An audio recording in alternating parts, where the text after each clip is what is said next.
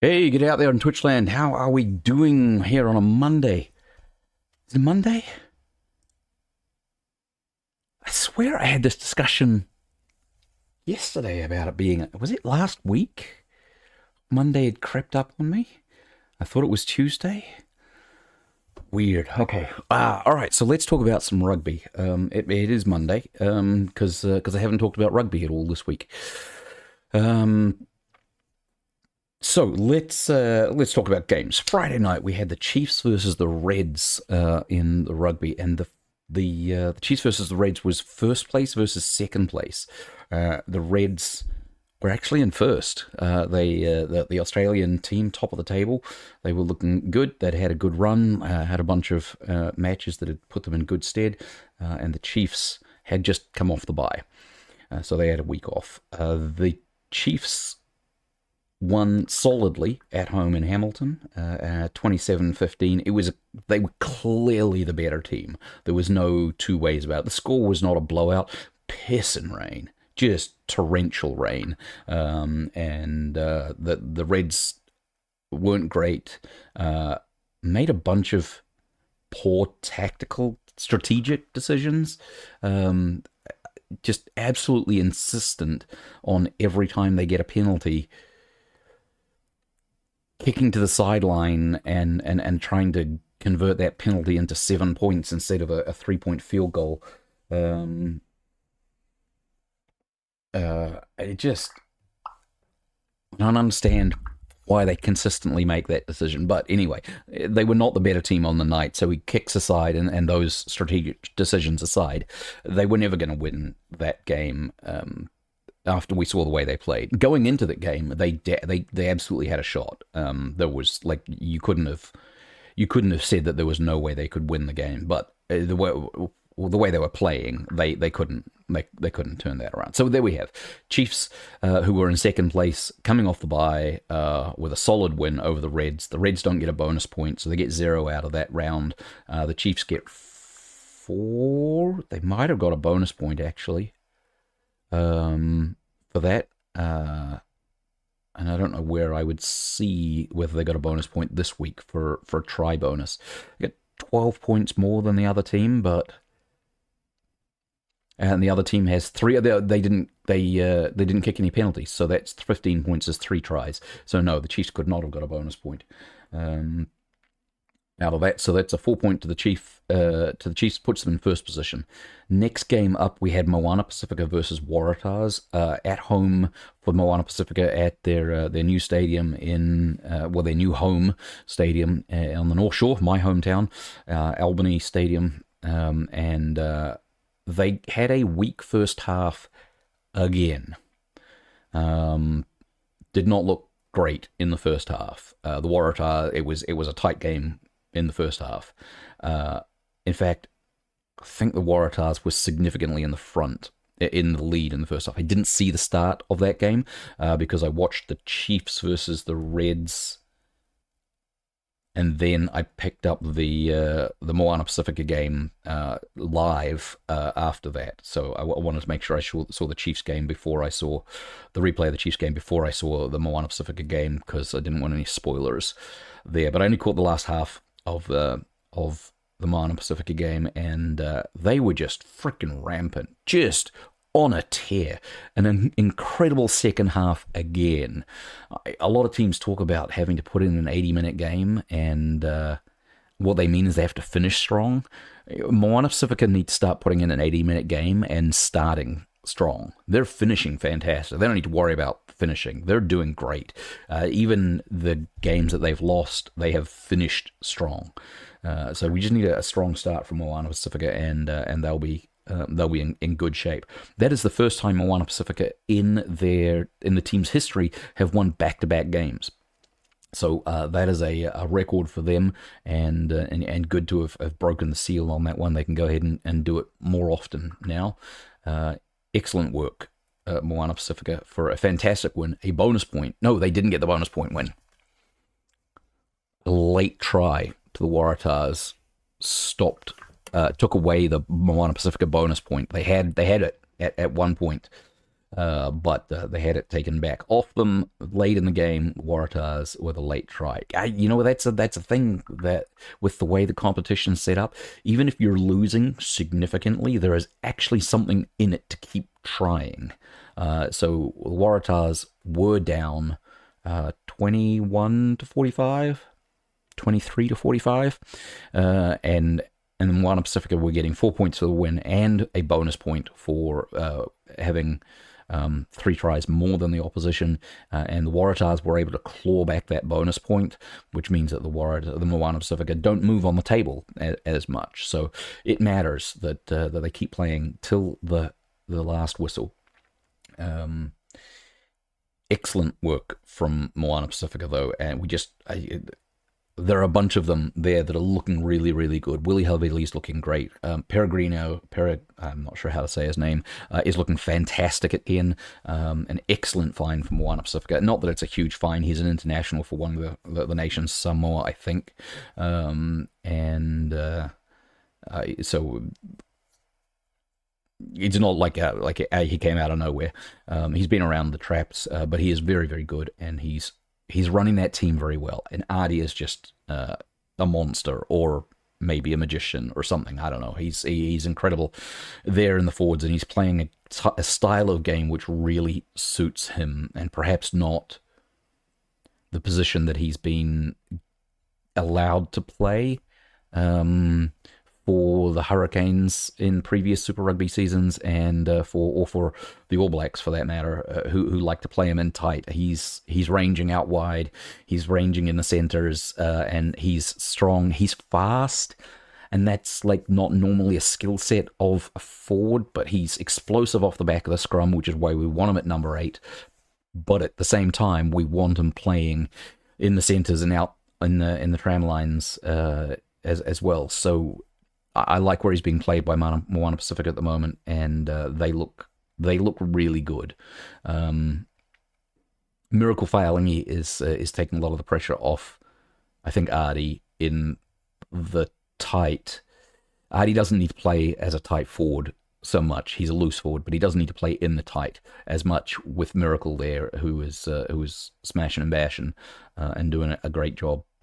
And maybe that says something about what New Zealand rugby needs for Artie to be at his best.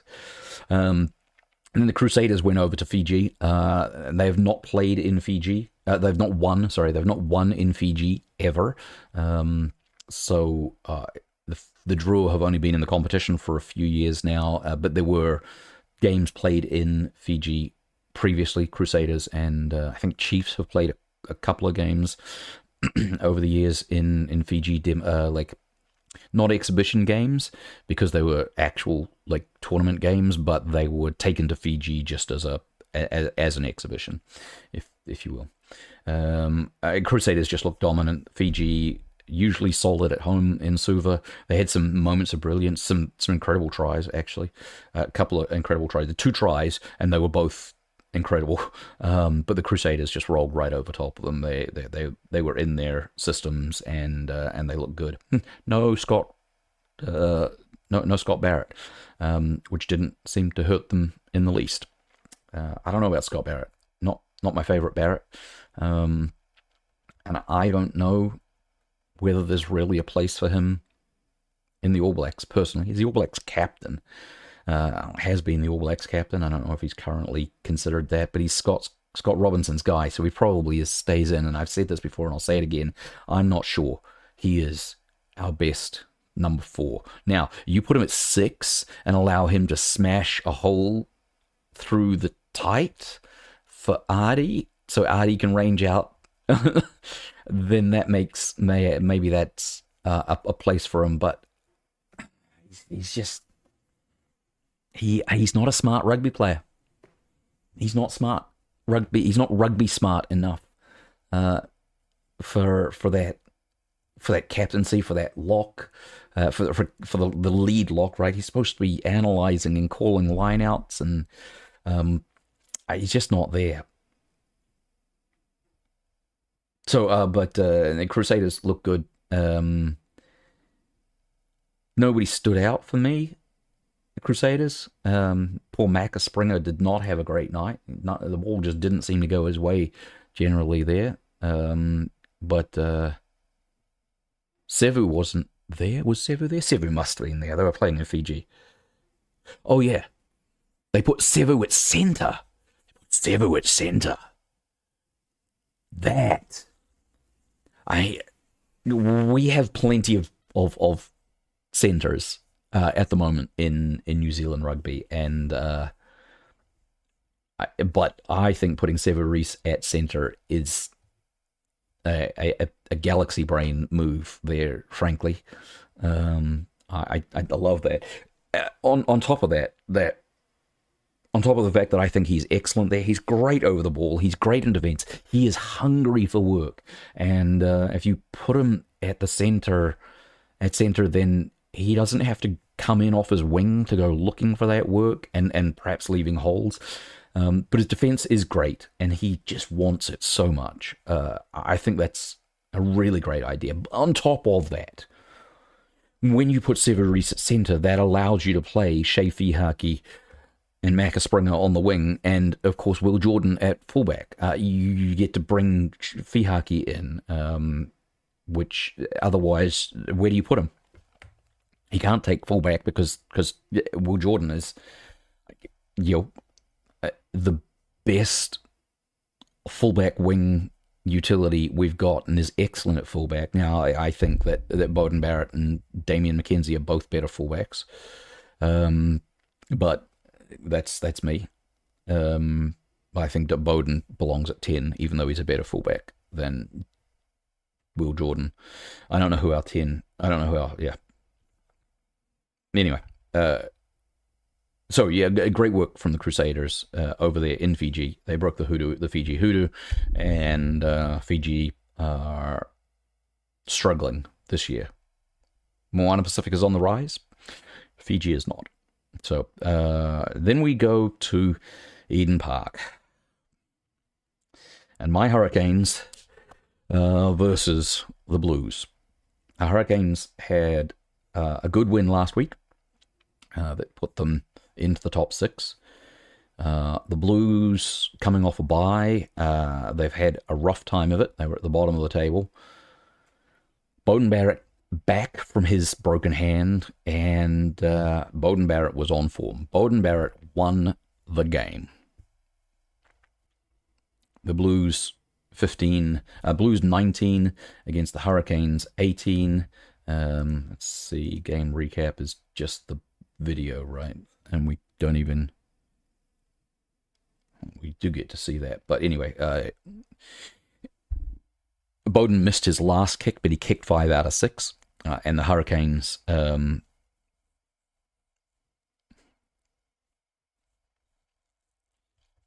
who the 10 whose face I can see, but name I can't come up with, Harry Godfrey is out injured, and I think he really is possibly the future 10 for New Zealand, not just the Hurricanes, and the replacement failed to kick basically everything, if not everything. Multiple kicks. Oh, we must 18 points here. There's a penalty in there. So 3 tries, missed 3 conversions, hit 1 penalty, but possibly missed 2 other penalties. I think he missed 5 kicks. Any one of those kicks would have won the game for the Hurricanes, and that kicking percentage is unacceptable at this level. It lost the game, and generally I say not to put it on the kicker, but we're not talking about one kick. We're not talking about a miss on one kick. We're talking a miss on 4 or 5 kicks, and any one of them would have been enough, and that is not good enough. And he's got to go. He can't. That's not acceptable in a core role. If your hooker threw 5 out of 6 bad lineouts, they'd be gone. If your lock missed 5 out of 6 lineout jumps, they'd they'd be replaced. You can't. If your center only had to make 6 tackles in a game and he missed 5 of them, they'd be gone. Yeah, it's a core role, and you can't miss 5 out of 6 kicks and be a first 5/8 at this level. It's not acceptable, and I'm upset. My team lost a game that they really should not have lost. They were the better team on the night. They just couldn't kick. What was the Chiefs' strategy that gave them the edge over the Reds? The main strategy that back to the first game of the round. Alicia just asked the question about don't drop the ball. That was the main strategy. That and take your points when they were on offer. So when you get a penalty that's right out in front of the posts, kick it. Don't try and plug the corners and hope that you'll get a try. Because when you fail to get a try, when you plug the corners and then you miss your line out, speaking about hookers and line out jumpers, and then you set your line out drive and it fails, it gets defended against, that gives a morale boost to the defending team. And so it's like, not only did you not score, but you handed momentum to the other team as well. When the points are on offer and it's easy points, take them. It's bad strategy, and they just dropped the ball a lot in the rain. And then we went over to Perth, where the Highlanders were playing against the Force, and the Force are looking really good. The Highlanders are not looking good. Highlanders are the lowest ranked New Zealand team again, and with games like that, they will stay there. Force 29, Highlanders 20. Not even a bonus point for the losing team. Just a solid game by the Force in great conditions. The Highlanders had shored up their woes with bringing Ethan de Groot back into the play, and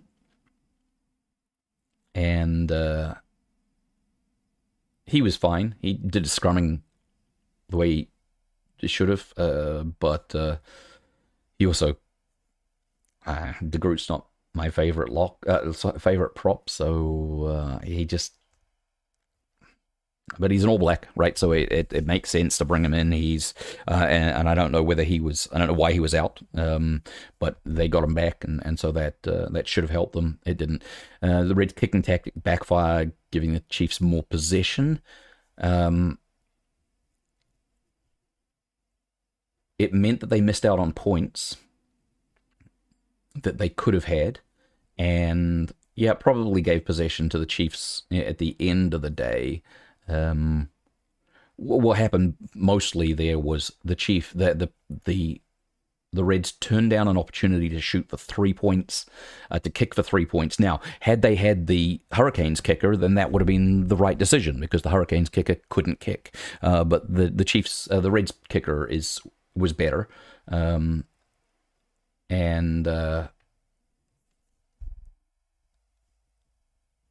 maybe he wasn't better, because they didn't kick any penalties and they missed the conversions on all 3 of their tries. Maybe that's the reason they're doing it. But right out in front, I mean, he should have been able to. There were a couple of sitters there that they should have been able to get, that they missed, that they didn't take the penalty points that they should have been able to kick, and then they also failed to convert their line-out penalty into a try, which would have been more points had they done it, but instead they got nothing, and they did that on more than one occasion. Bad decisions, just bad decisions, and it was the bad conditions, and they dropped the ball a lot. All right, so what that does to the table, it means that the Chiefs go into first position and the Crusaders go into second position. The Crusaders jump over the Reds, same number of wins and losses, but they've got 1 extra bonus point for doing it. That puts the Reds in third, the Brumbies the Force in fourth, thanks to their win over the Highlanders. The Brumbies are in fifth, and the Waratahs are in sixth. That means 4 out of the 6 top teams are Australian teams. The top 2 are New Zealand teams, that's got to be said, and there are a bunch of local derbies coming up, which means the Force, Brumbies, Waratahs will be playing each other, which means only one of them can get points in that situation, so they can't continue to accumulate points like that. And so we'll see what the Blues with their win over the Highlanders come up out of last position, leaving the Drua languishing. The Highlanders are not the bottom New Zealand team, but they're headed that way. They're 7-2. The Blues have had a rough start, but we have every reason to expect that they will move that around. Moana Pacifica. I mean, who knows, man? They're on a tear. They could make top six. It's so close. Waratah's on 17 with 4 wins. The Hurricanes and Moana Pacifica both 7, 4-3 or 3-4, 3 wins, 4 losses. Both sitting on 15 table points. So yeah, it's certainly, and the Waratahs are on 17, so it's not a big stretch. Any one of these teams, either one or both of these teams, will go ahead of the Waratahs on if there's a Waratahs lost next weekend. So the Moana Pacifica could play spoiler and keep the Hurricanes out of the top 6. So we'll see on that one. That's very real.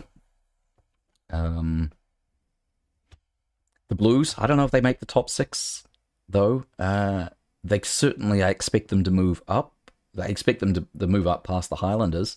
And it depends, I suppose, on the Hurricanes and Moana Pacifica. It kind of depends on the Waratahs and Brumbies as well. The Waratahs probably are going to drop further back here as they get a number of no-point rounds in their derbies, and so we'll see. Look, this is exciting. This is an exciting season. It's an exciting season, a more exciting season than we've seen in a decade or two. It's so close, and we're only halfway through the season, but there's nothing that separates these teams. They're really, really close. Oh, the Force have played 8 games. The Force must be on a bye this weekend, so the Force will get no points this weekend. So they'll be stuck on 20, and everybody below them has an opportunity to go. Both the Brumbies and the Waratahs have an opportunity to go ahead of them, just with a win. The Hurricanes and Moana Pacifica possibly, yeah, it could go. Either one of them could go ahead with a 5-point win. They'd leapfrog the Force. So it's exciting. I don't know what it all holds. So week 9 coming up. Hurricanes Crusaders. Hurricanes at home. Hurricanes at home will, that's a big deal, man. That's a big deal. Against the Crusaders. We've got to win that. We've got to win that. Is there a match preview? Can we see the match preview?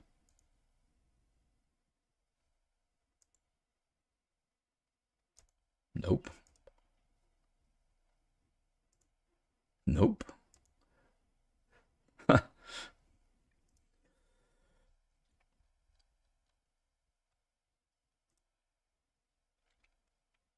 Yeah, it's 2 a.m. local time, so I won't see that live. But I really need my boys to win that one. And then the Chiefs go over to Australia to play the Waratahs. Honestly, I got to expect the Chiefs are going to win that.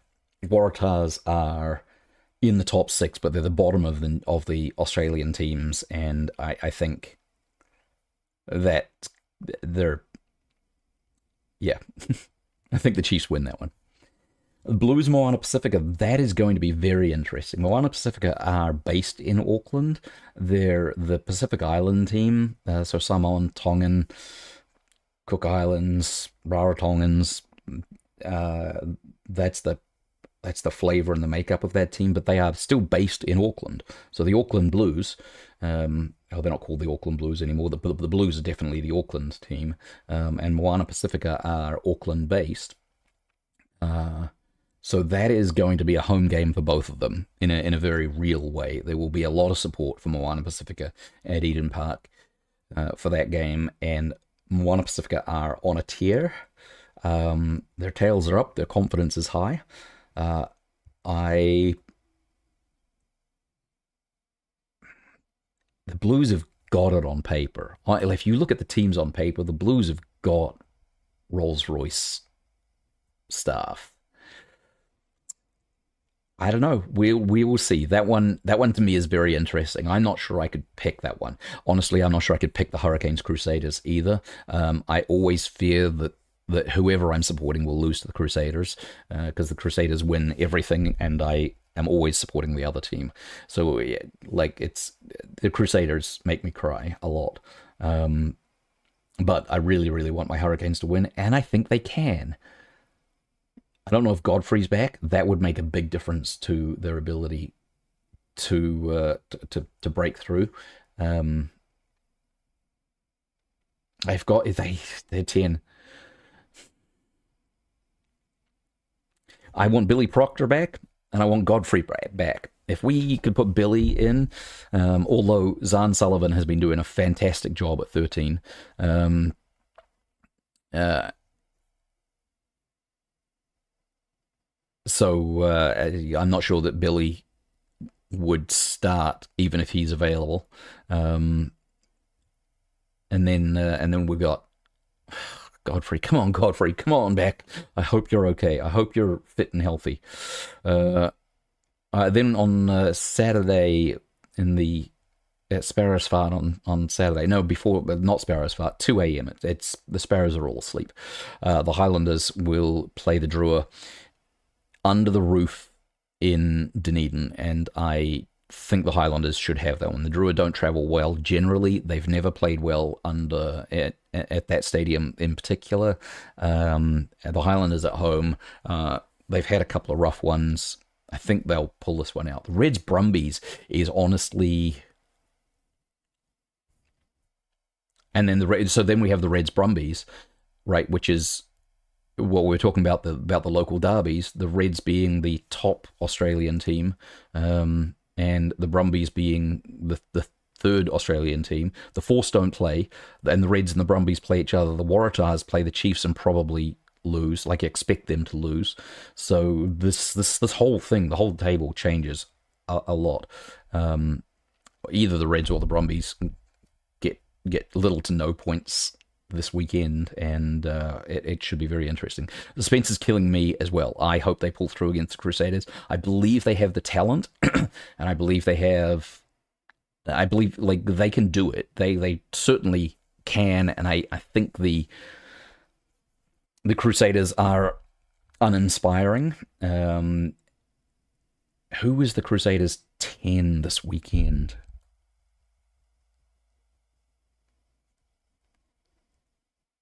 I don't remember. I don't remember who played the Crusaders 10 this weekend. Oh, I was falling asleep. That game was late when I watched it. Yeah. So I don't have a lot of head on that one like I ought to. So, yep, that game's going to happen at 2 a.m. on Friday morning. So I know what I'm going to be doing with my long lunch on Friday. Really excited. Just really excited about the competition. The competition is so tight. There's just nothing between, and setting aside the draw, the top 6 make it in, and there's 6 points separate 6th and 10th.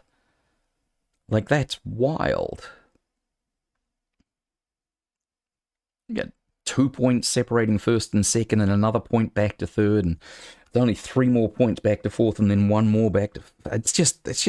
There's razor thin margins when it's 4 points for a win. Like, these numbers can change like so fast. If the Reds win against the Brumbies, the Reds go on to 27 points. We assume the Chiefs win, so they go up to 30 points.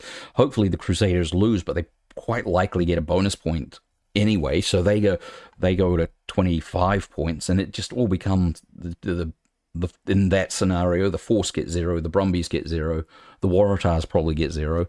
Hopefully the Crusaders, the Hurricanes get 4 points, and that puts us up into 19 here, and into 5th place. Like, I just anyway.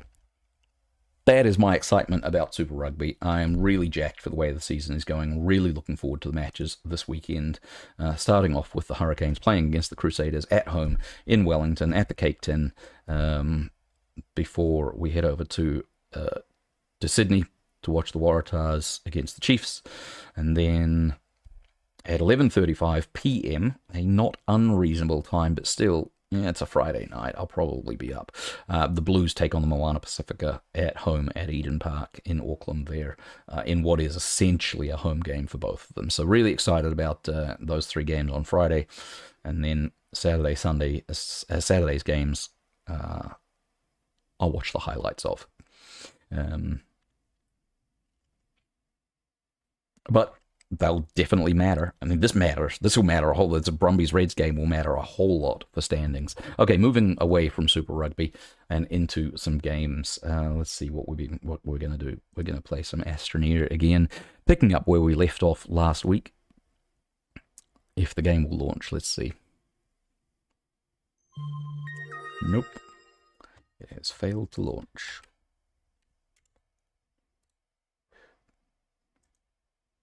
Try again.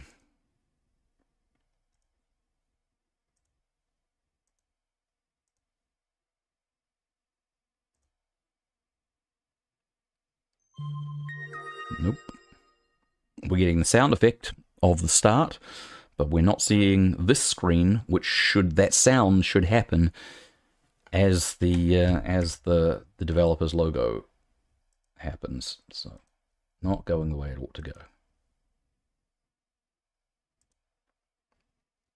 Third time's charm, right? There we go. There we go. Alright, Astroneer. And we're doing the Glitchwalkers content, which is basically starting over in a whole new solar system. Got to pick up where we left off last time. Got to remember what it's... New game announcement. New game announcement. Starseeker is a brand new game set within the Astroneer universe. Astroneer will continue to live on with more updates and content for years to come, but we can't wait to share details about the unique gameplay we're crafting for Starseeker. That is going to be a game that is pitched at multiplayer, and multiplayer like ongoing, I think. So it doesn't finish. Gives you a reason to just keep going mission after mission. Starseeker is the name of the space station or spaceship that you're going to be based on, and you will move from planet to planet, galaxy, solar system to solar system. I'm not sure exactly, and so you'll be presented with new challenges constantly. So looking forward to that one. Here is my...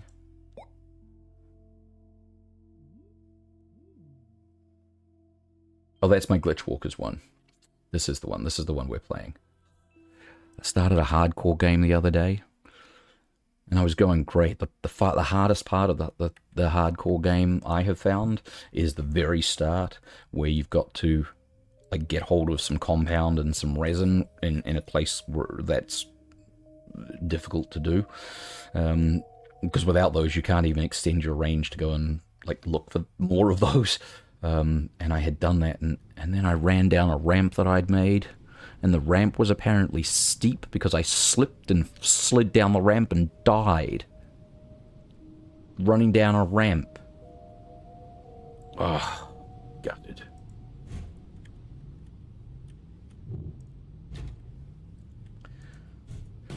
Last week, I took off, having not got to a reasonable stopping point because I had to go and pick up a kid from work, and I'd forgotten about that. Don't tell her, but I had forgotten, and so now we're back picking up everything. Recompile, get level 2 storm protection, generate counter hack key with the Alpha D cipher. So those things there are fairly long-term goals. I have a huge amount to do before I can get to actually working on those.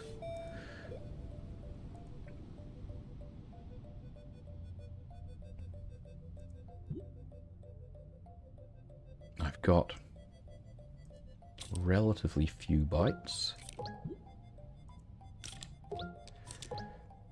Maybe I shouldn't have researched the wind turbines because I don't know what I've got available as... Do I have a planet Astropedia? No. Where's the Astropedia for Glitchwalkers? There's no Astropedia? Oh no! So the Alpha D cipher is going to come from these things over here. This, I can get that. I can find another one of those. I should be able to find them on my map. What are these different? Oh, there's green, pink, and blue storms. They're different. Yeah, I should be able to find another one of these. Whatever that thing there is called, the key something. That shouldn't be too hard. So generating a cipher shouldn't be a real problem.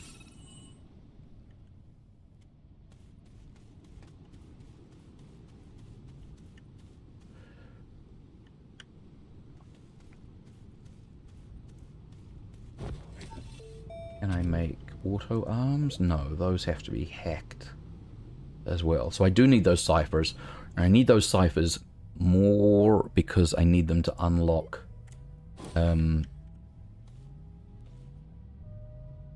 access to construction stuff than because I need them for the mission.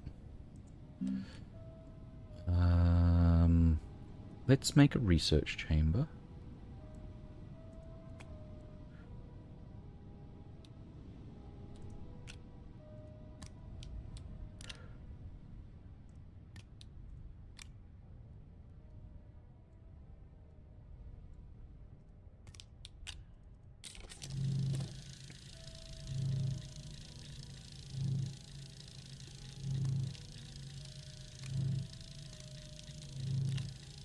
And then I guess what I need to do first up is head underground and find what we've got for metals on this planet. And then while I'm wandering around doing that, I need to be on the lookout for the key decryptor things. Let's turn these on.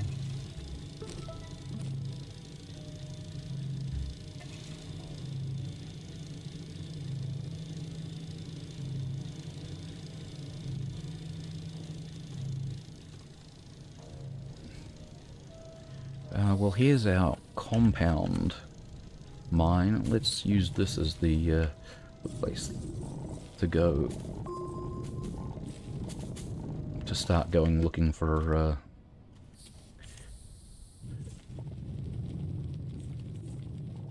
to start going underground. We'll use the fact that I'm already surface mining here.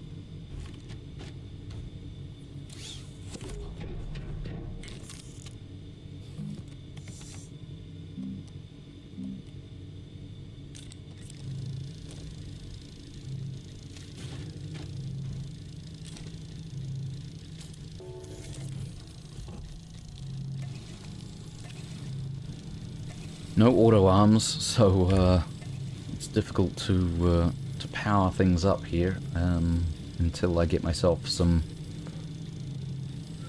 some wind and solar generators. It looks like we should have good wind and solar options here on this at this location. Oh, gee, that green storm feels like it's getting closer. But we won't really know until we test it.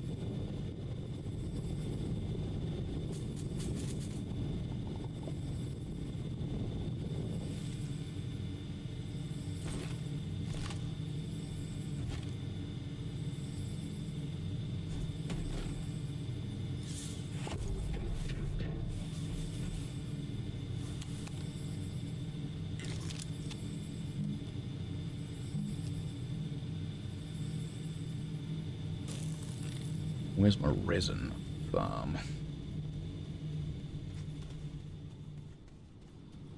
Was it over this way?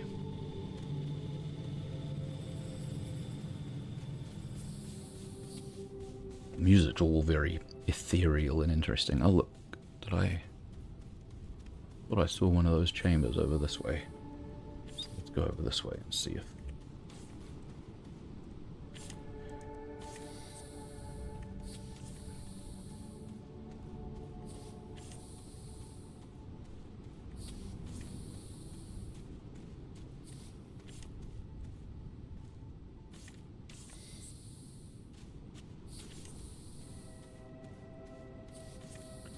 I did not see one of those key things, but I did see some quartz.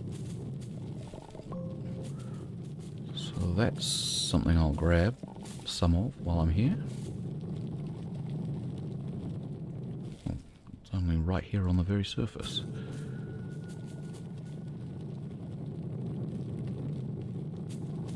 That's weird.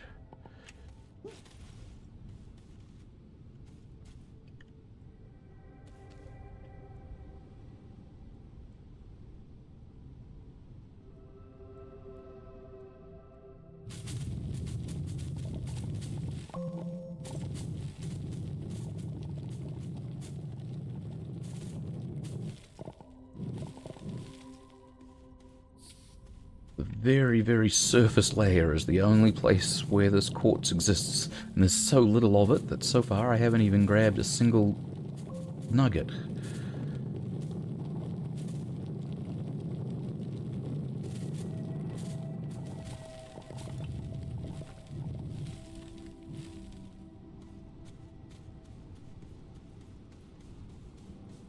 Whoa, look at those! What is that?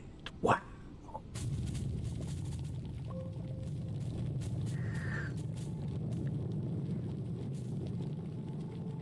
The best thing about watching people play Astroneer, and I highly recommend watching people play Astroneer, is new players. New players are so fun to watch play Astroneer because it's so beautiful and so just wildly unexpected, and there are people's reactions to discovering things in Astroneer is the best thing. The best thing.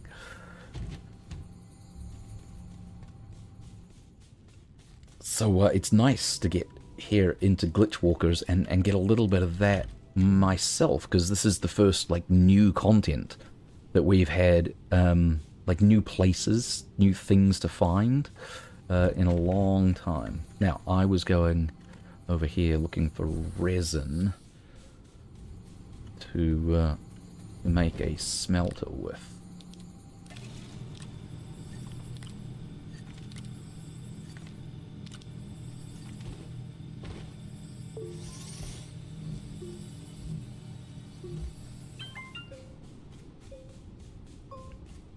distracted by the quartz and thinking that I'd found one of those key generator places, but had not. Get this resin here, and then I want to go check out those cool looking things over there.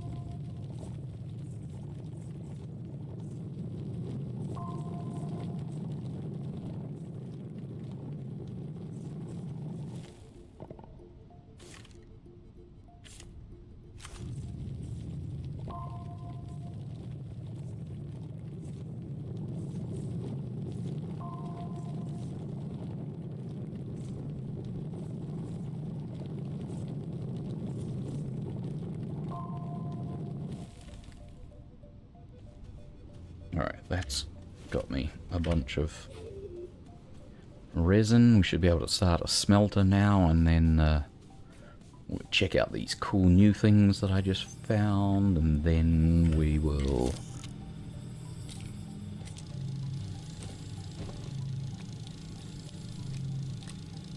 do something else cool with all the cool people.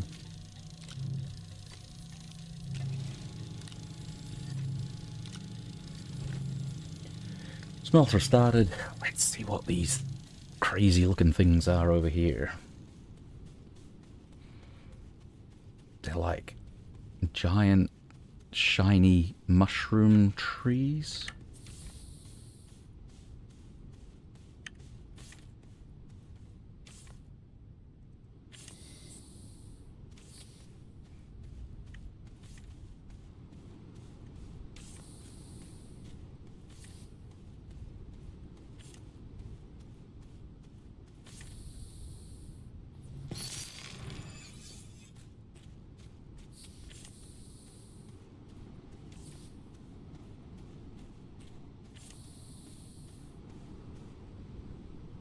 What happens if I touch one of those?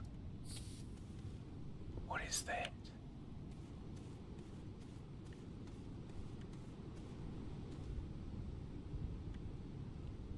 I'm in the zone where whatever it is happening. Nothing is happening to me. Region Alpha Storm Peaks.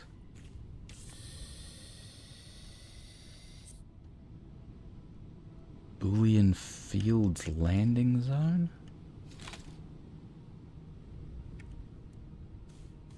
What are you telling me? What are you telling me here? Whoa. Whoa.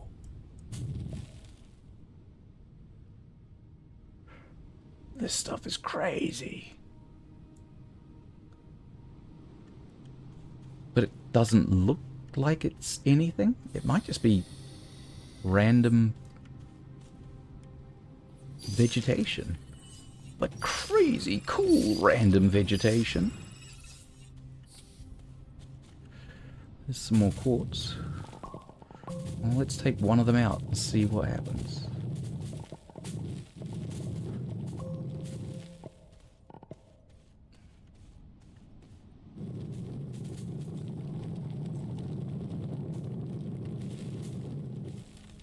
Okay.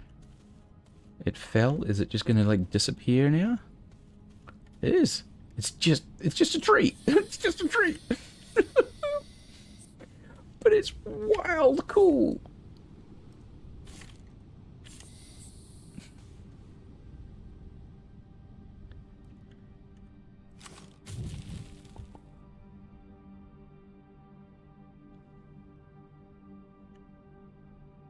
That biome is nuts. And they're all doing it. Like, even the wheeze weed. What is that? That looks like laterite.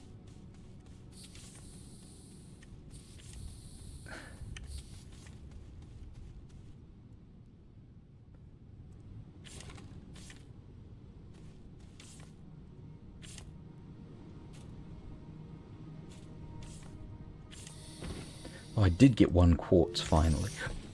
There's quartz around several of these.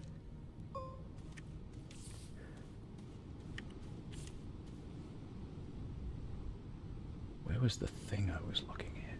There it is there. It is laterite.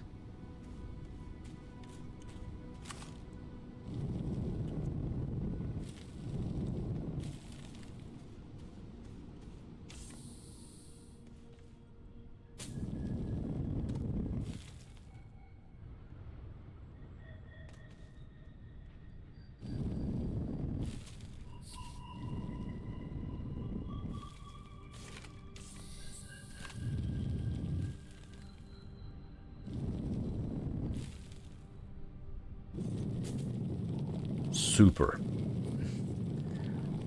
Getting hold of some aluminium is definitely a key early activity requirement. That's going to help. Maybe. It says there's laterite. There's another node. There's another node. And that might be all of it.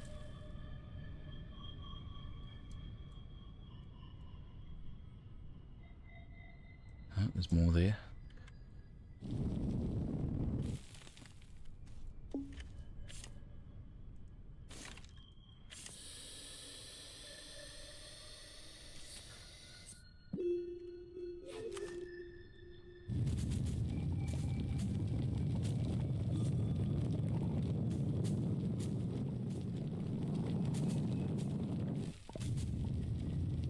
Well, that's it. There's no more laterite showing up here, so I didn't even get a single node out of that.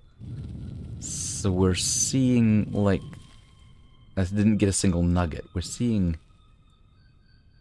concentrations of these resources around, but not enough to get much in the way of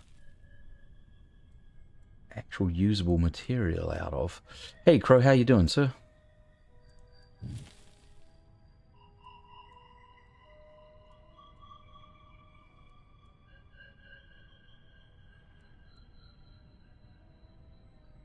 That's more over there though, so let's keep going. How are you feeling, Crow? Oh, there's a whole lot down there. Good. I am also good. I've been, there's laterite all over the place here, actually. There's some down there as well. I have been using Monster Hunter Monster Hunter Now, the augmented reality game from Niantic, when I go out and walk the dogs, run the dogs, most recently.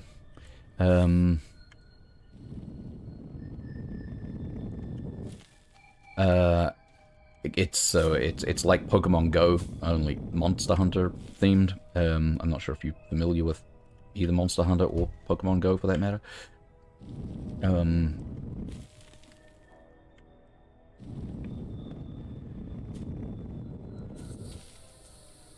It allows it when I go out, I can pick up resources from various places. I sit at home.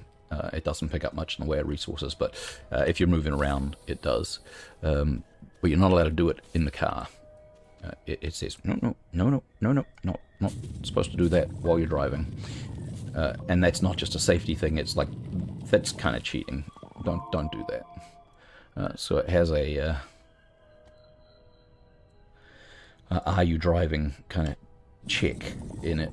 And today, while I was out running the dogs, and we do a sort of a walk jog run kind of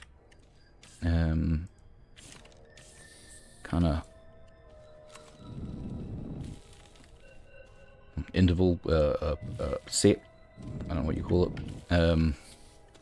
And today, while I was doing the run part of that, the Pokemon, no, not Pokemon, Monster Hunter shut off and said, "You're not allowed to do this while you're driving." So I was pretty proud of that. That's some... The search for laterite is going quite okay.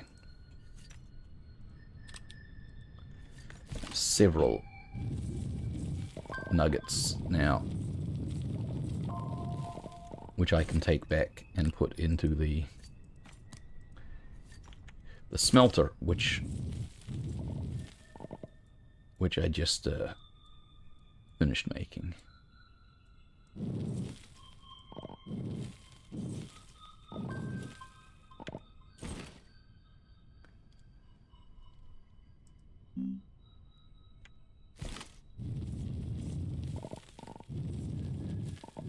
So that will give me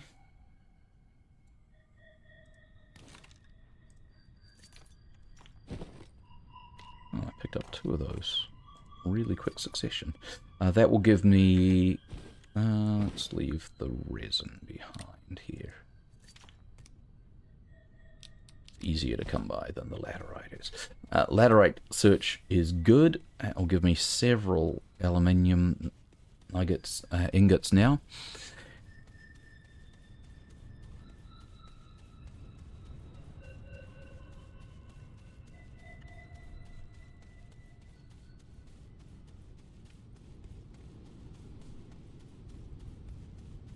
Still haven't seen one of those.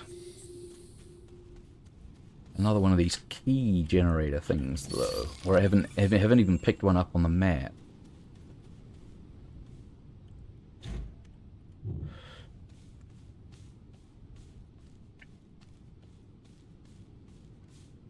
Which is not really concerning, but it...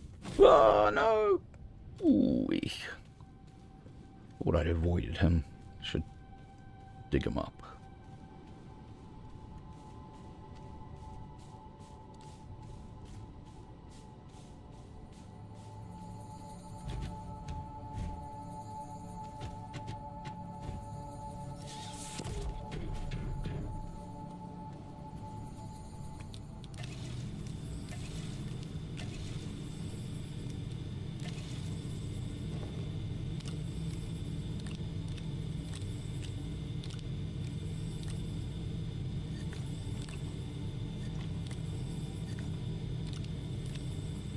Do I need the quartz?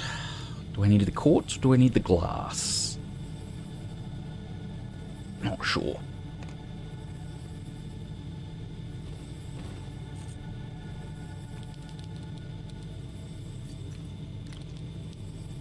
We'll leave the quartz separate, unprocessed at this point.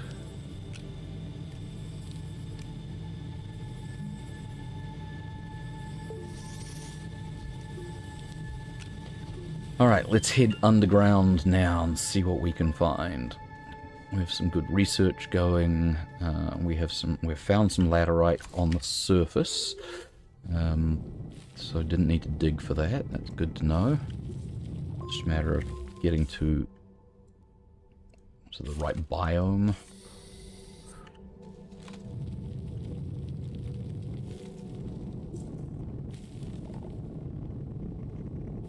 Oh, that was quartz there. More quartz, good. Things aren't particularly useful if you only find one of them. That's a whole lot of quartz.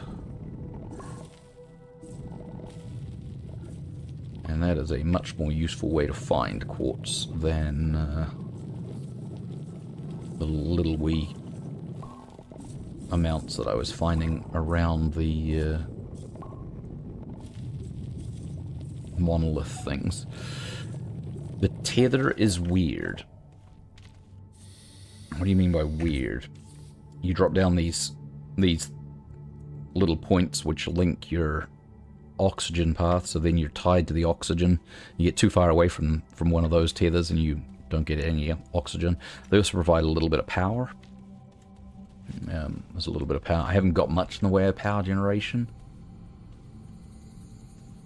Oh, I didn't turn this on. Bother. Wasted all of that organic and I didn't even have it on.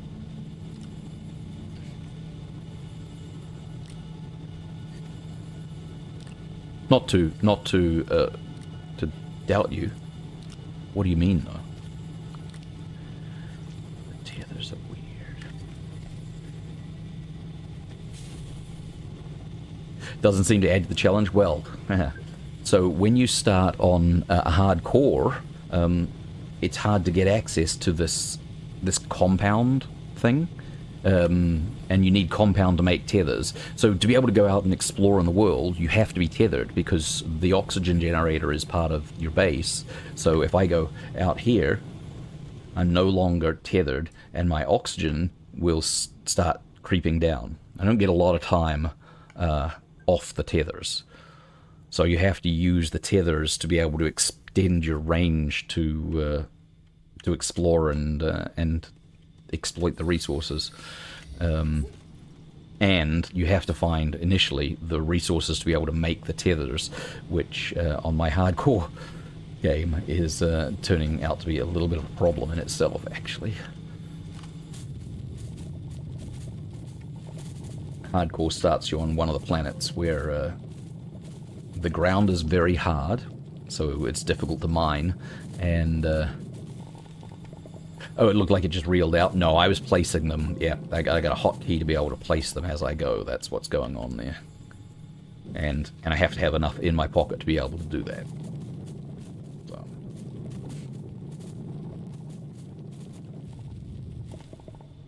Yeah, exploration is...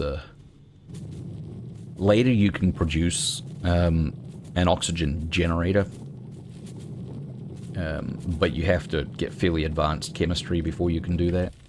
And then you become, off tether. You don't need to worry about tethers anymore, which is cool. I mean, I do like... Look, there's laterite right there. Oops.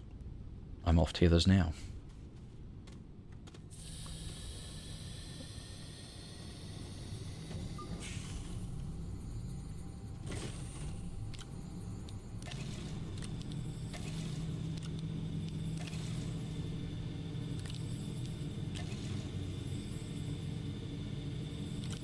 I love this game. I think this game is fantastic.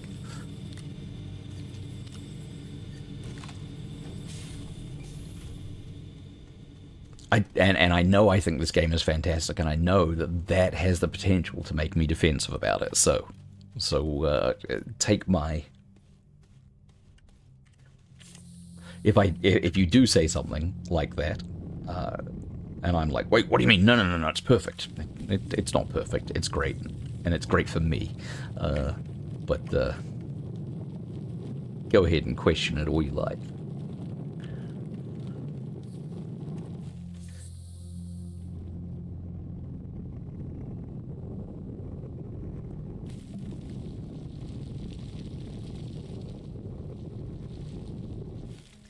Looks like we're breaking through into a bit of an open zone here.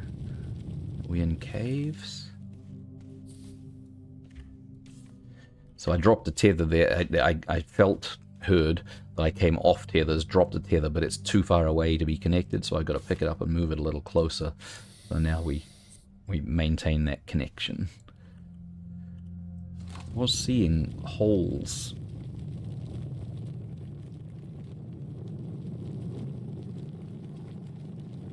I was hoping that meant that I'd broken through into a cave system, but apparently not.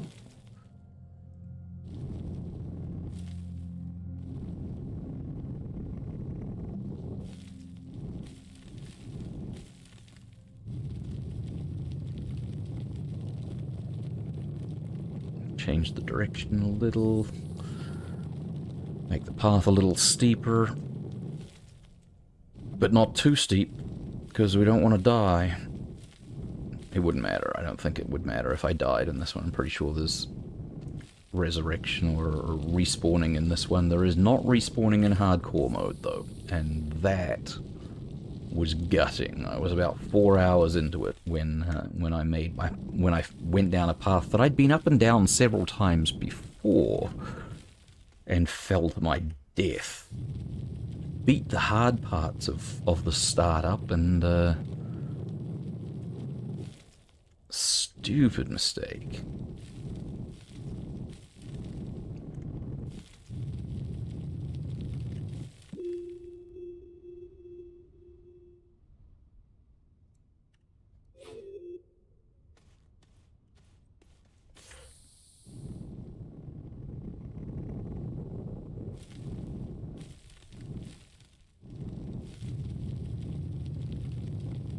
Somewhere down here. Compound's good. We're good on compound. I've found lots of compound. I do not know what the resources are that are available beneath the surface here. Copper is going to be one that I'm going to need. Clay is going to be one that I'm going to need.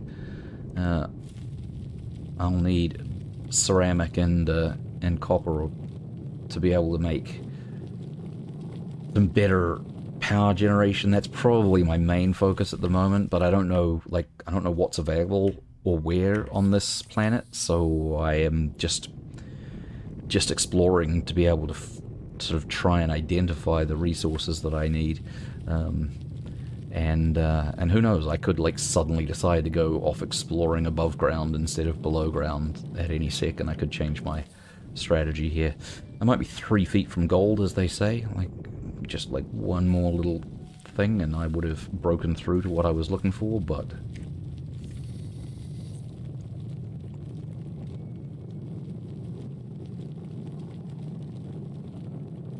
oh, that's a different color of soil. A different color of soil generally means either a new hardness or a new biome. And oops, I'm out of tethers.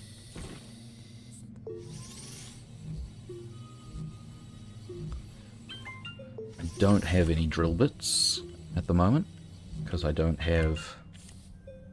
haven't found any clay with which to make carbine drill bits, ceramic drill bits.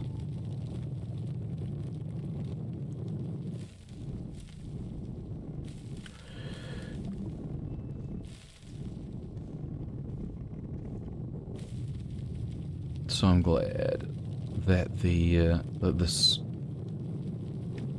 soil appears to be soft enough that I can just go through it with the regular rock. That's another new color there.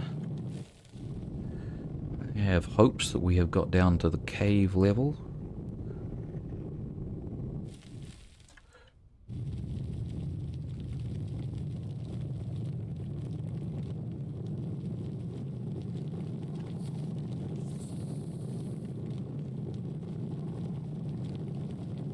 Haven't run up against much in the way of resources yet, though. We got that quartz early on, and there's been a little bit of resin down here, but nothing really interesting.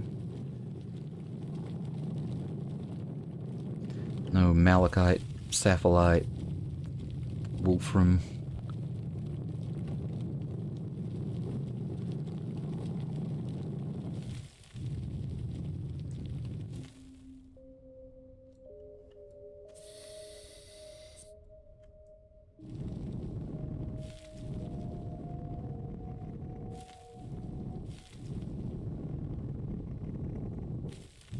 Hematite, iron maybe.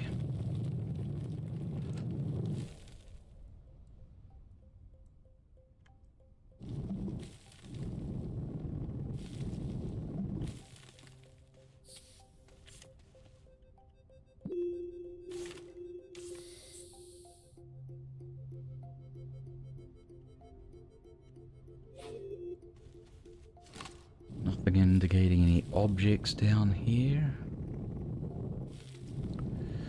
The fact that I'm paving over some inconsistencies in the floor here, these marks mean that I've filled in the surface there rather than... So there were holes there before I started?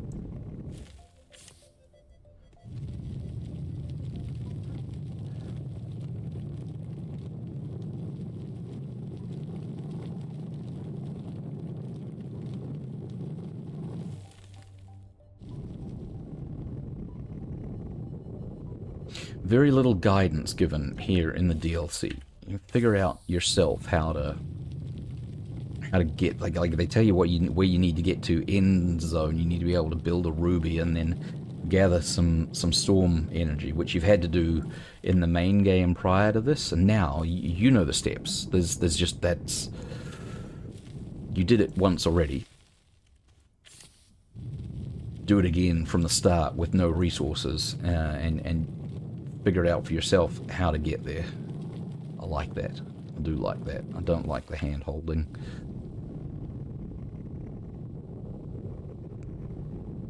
New color, second new color, or third new color. There's green here as well. It's interesting.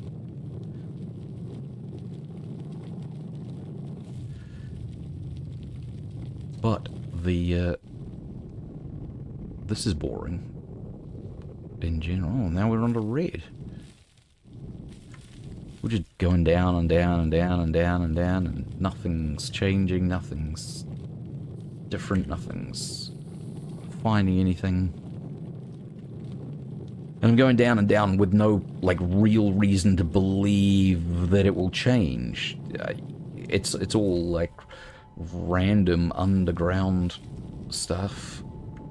Wait, what is that resource that I was seeing there? I suppose there's a real possibility, the probability, a non-zero chance that... What's that resource that I was seeing there? A non-zero chance that you could just... That's wolframite. It is. Okay, excellent. So there is wolframite here. That's superb. Wolframite, I believe, is the tungsten. Oh, look, that's a cave as well. We've broken through to a cave, and I found wolframite. So let's get some tungsten going. It's perhaps not the most important thing at this point, but it's good to have it. Can even get a nugget, that would be good.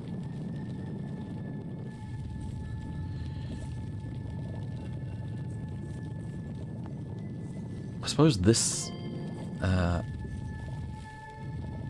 this planet has to have everything on it.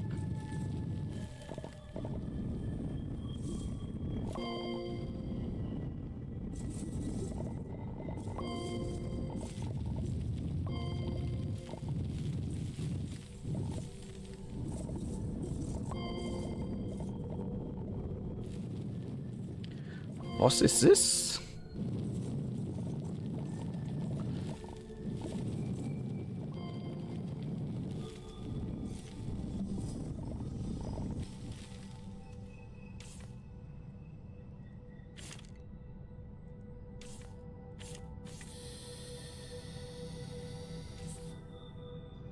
What the heck? Oh, and there's a whole cavern. I should go back up that way.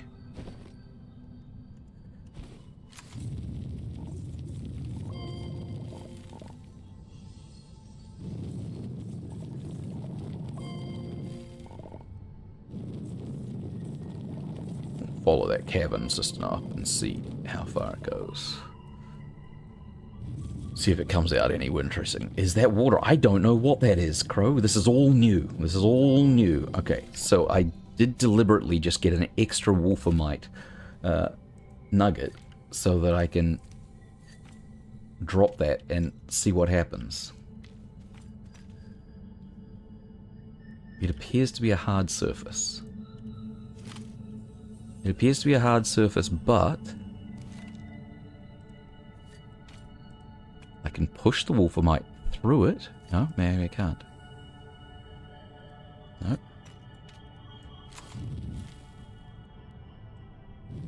I can dig out the surface underneath it. Can dig underneath it, but I can't. Okay, no, but I can't pass through it. It's a barricade, is what it is.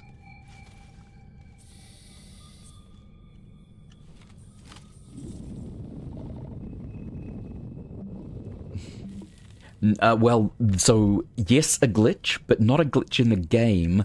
More like a glitch in the training instance which we're in the game. Does that make sense? The game, that is what's supposed to be happening here. We are the DLC that we're playing is literally called Glitchwalkers.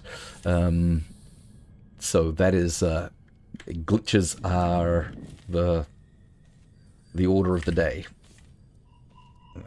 We expect things to appear to be glitches. Oh, and that's hematite there. And my camera's not great, but that's iron.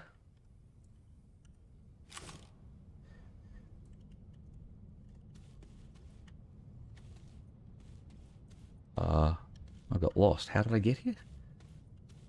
Oh, I fell off that.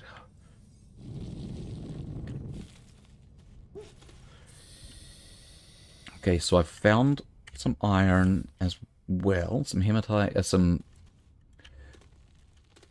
wolframite to make tungsten with, and some hematite to smelt iron out of. We never did get to a cave system though.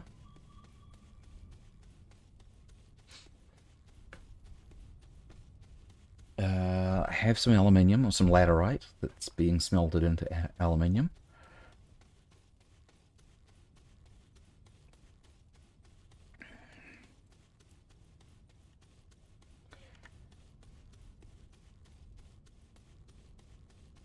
We've obviously got access to quartz. It's all coming along fairly nicely. I think I need to spend some time... Now, that lash leaf, I planted that lash leaf. Is it? It is aggressive. So, let's not replant lash leaf.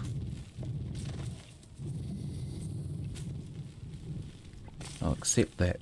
That's a research sample that I got out of that lash leaf that I planted. Well, maybe there is some value in planting them.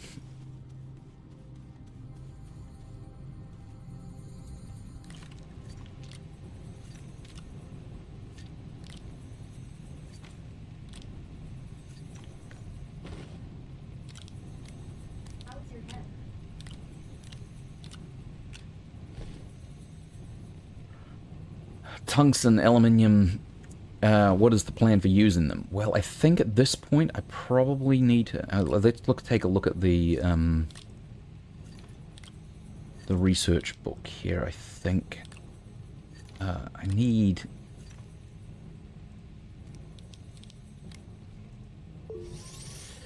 Okay, let's see what we got here. The tapper is good, and I've got aluminium to make the tapper with now.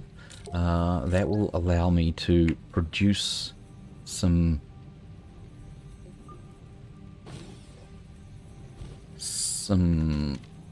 sustainable organics right here at camp, which makes powering the system until I get some sort of sustainable power up a whole lot easier. Not a lot of power at the moment. But I haven't seen any of the plants that I would need for a sustainable, that I can tap for organics. Special type of plant. I don't know what the plant looks like on this planet. I don't know anything about this planet, actually. Let's see what here. Oxygen filters, small canister, small generator beacon, small solar requires copper, small wind turbine requires ceramic. So I think that is my plan here now. Let me go and get some of that iron. So we've got iron on hand. Let's go and get some hematite so that I can have the iron on hand. 3 years, 1 day since your heart attack and your last cigarette. Congratulations on that anniversary. Congratulations on your dedication to that. I mean, not congratulations on your heart attack, right? Well, that comes out wrong.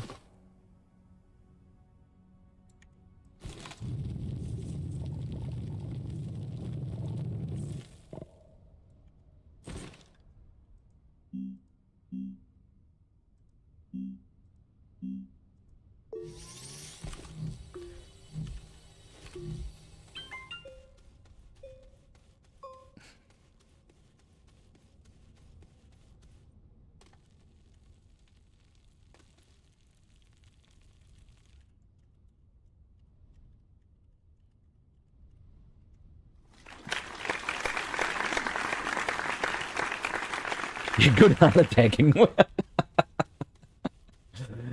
Yeah.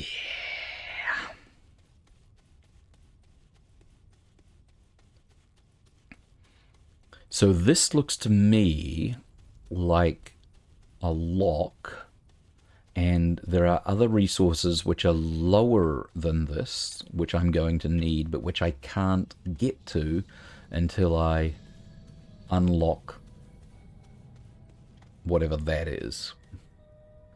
But let's grab this hematite here.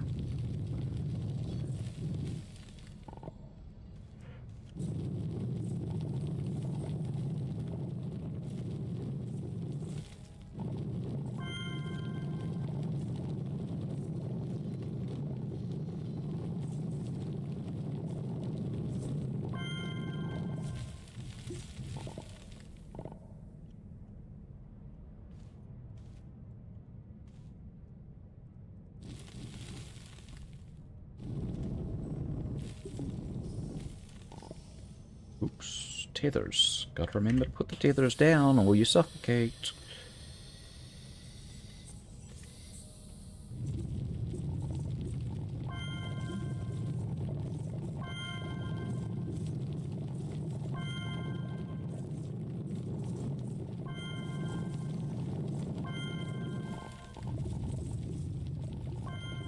Alright, so now we've got iron. Well, now we've got hematite with which to be able to smelt iron.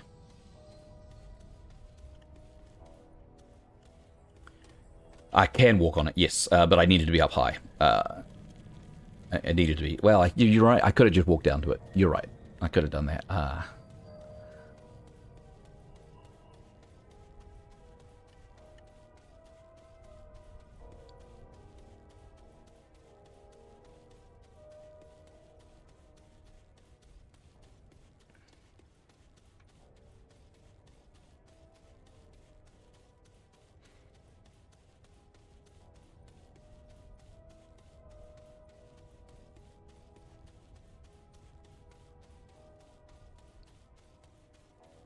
I gotta admit, I feel a little squeamish about doing so, though. So...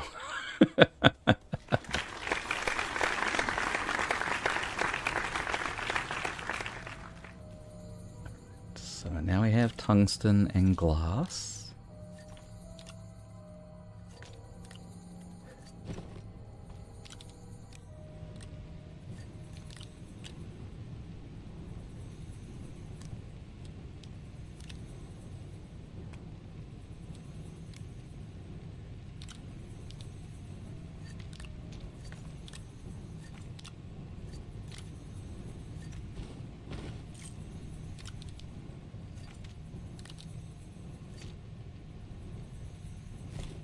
Alright, in search of...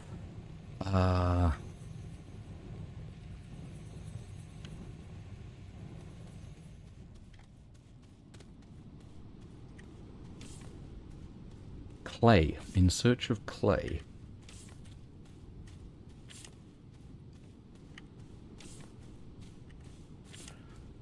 So when it comes to clay, I'm just looking for, hopefully, a couple of surface nodes that I can, like, see, and then I can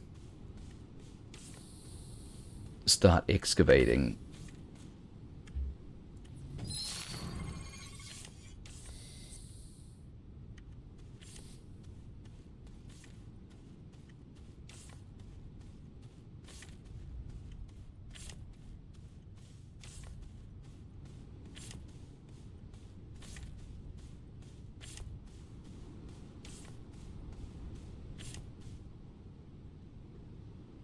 looks like a compound over there. These things, research, which gives me bytes, which I can spend on unlocking technology.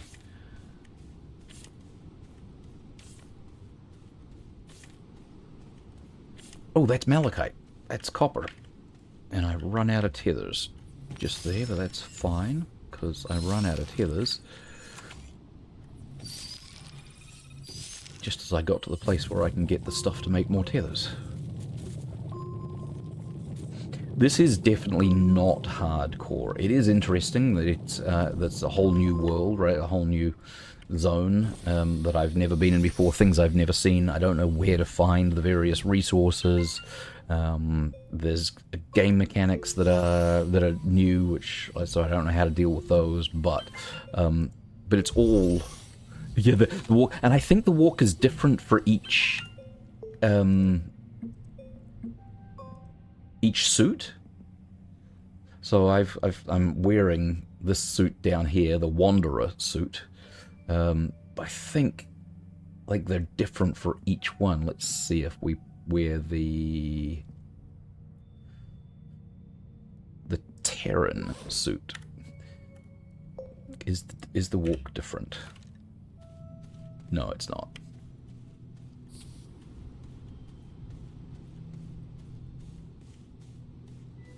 It is a cute little doop doop doop doop doop doop. It's just the whole game is just very cute. It's cool. It is. I cannot recommend enough.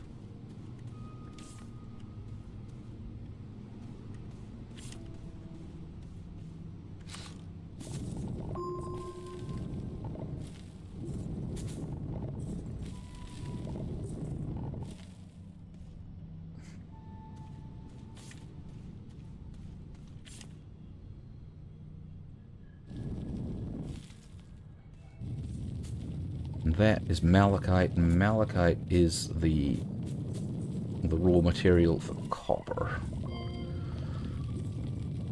That is particularly good because the copper will allow me to make some solar panels, which will solve some of my power problems. Of course, they only solve the power problems during the day, but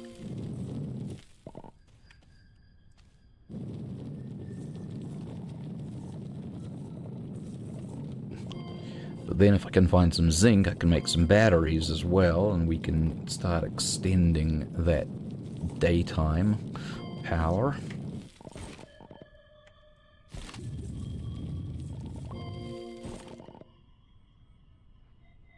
And that's it. I'm full.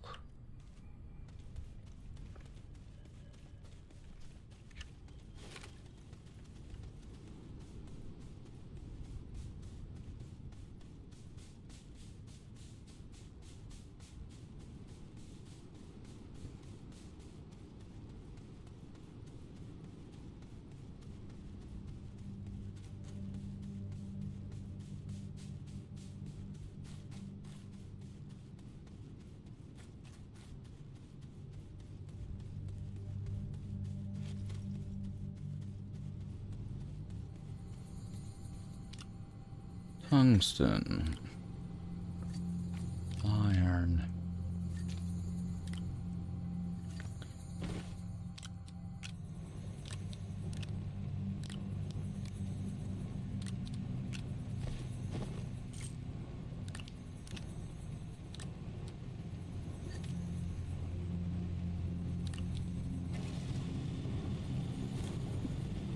And I still have not seen any of the flora that I can tap. Keeping an eye out for that. See, what's our research like? We've got nearly 8,000 bytes, so that's good. Let's see if we can want to spend some of them. Those are locked. Oxygen tank. Oxygen generator locked. Work light. Yeah. Floodlight, no. Small generator, we got those running. Small solar, I now have some stuff where I'm making some of those, so that's good. haven't seen any sapphire, so no zinc yet. Don't need the mods for the drill, although I would like a drill mod to be able to drill harder, faster.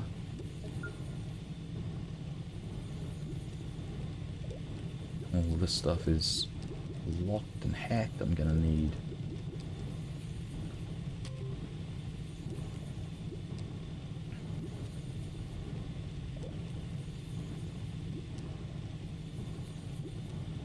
auto armor's locked. That's a pain. I need to find one of those key things to be able to get that. I do want that. Those medium containers don't really need right now. Let's find sensors for automation. Don't need those at all. Likewise, those power extenders should be fine. Switches, splitters. These though, medium generators, aluminium and tungsten. Ooh, I can make like actual generators here. Copper and glass, I can make that. Aluminium and ceramic, I can't make the ceramic at the moment because I don't have a source of clay. Everything else is fine. A buggy would be nice.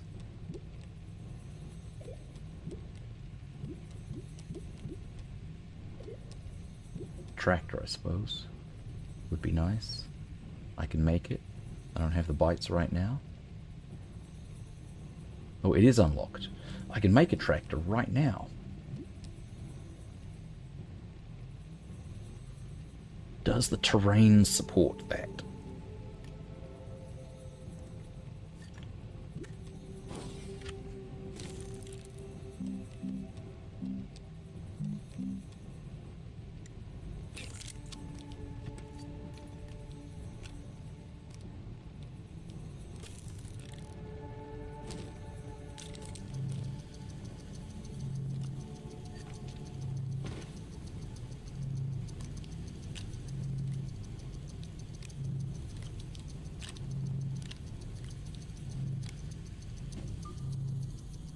Well, so I just started building a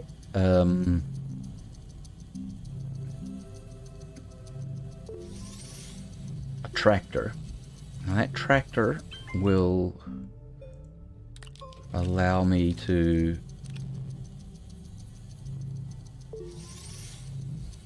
travel and go and see things more, but it requires power.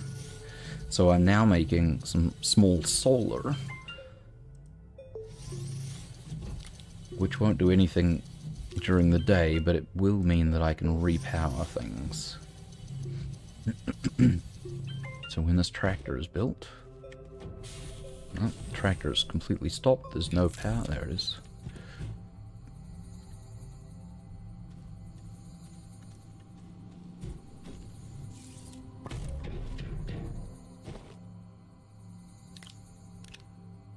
The tractor has a built-in oxygen generator. It has a battery as well.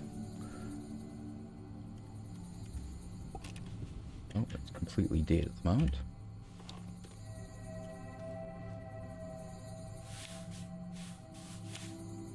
So we'll recharge the battery, albeit that it's going to be very slow because there's no actual power generation hooked up at the moment. There's just what's coming out of the main base.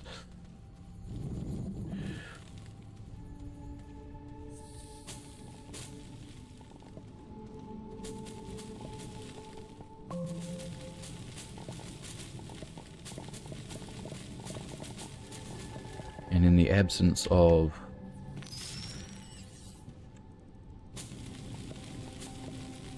the things that I need to be able to have renewable organic power, we're stuck with a fairly slow collection process for organics, and then they run out. It's a bit of a lose-lose. Let's Put some more power on there.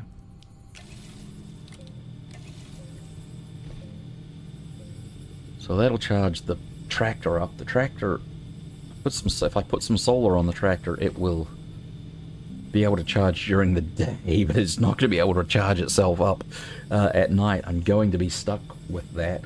A wind generator would be better. It's at least got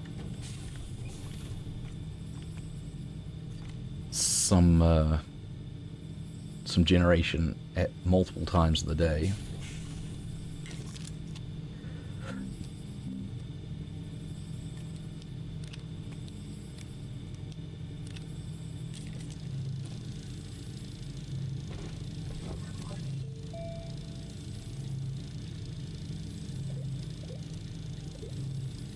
And I can make medium generator, which is so much better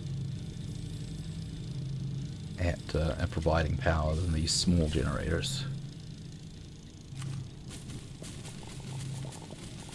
But again, without auto arms and without being able to yet find these the plants that I need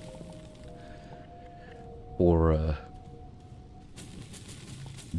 being able to generate renewable organics, as much better as the medium generator is, it's still going to be a bit of a problem. There we go. Solar power.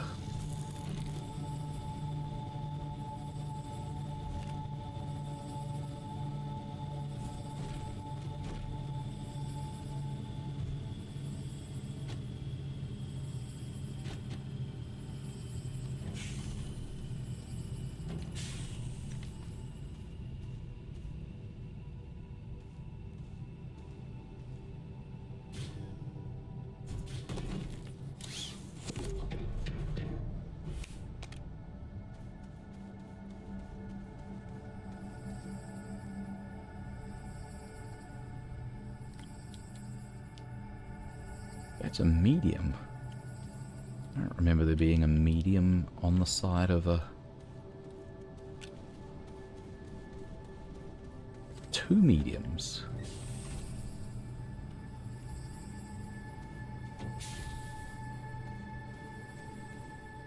I don't remember.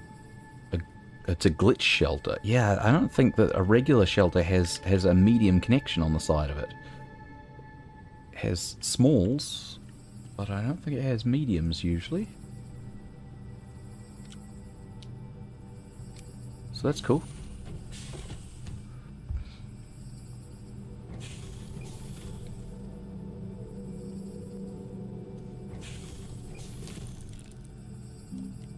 Ruby requires resin and quartz. Oh, I can actually get that going right now.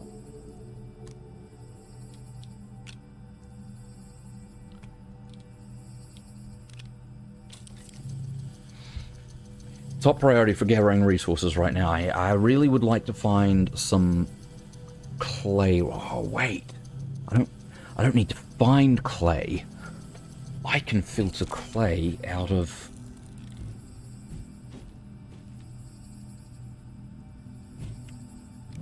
the soil if I build a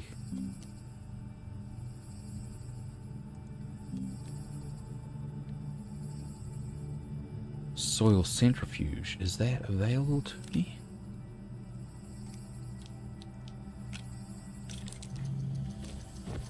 Is a soil centrifuge available? Large printer is locked. Smelting furnace. No, the soil centrifuge is locked.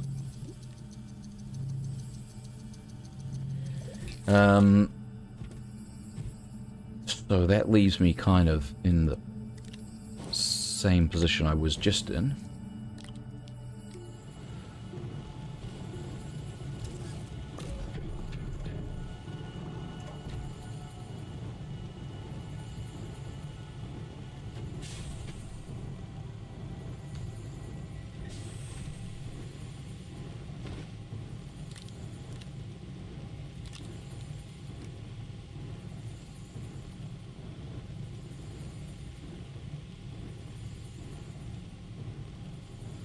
Still looking for clay.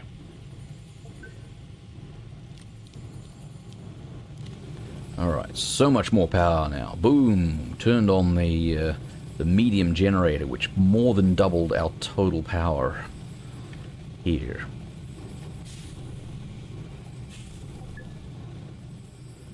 So let's take our handy dandy tractor and go for a little drive. Tractor has a built-in oxygen system, so I can go out and about and find things, and you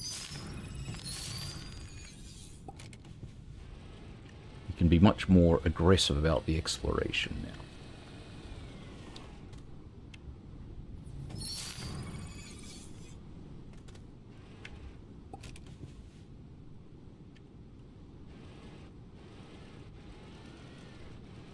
And it doesn't use up an awful lot of its battery even when the sun goes down.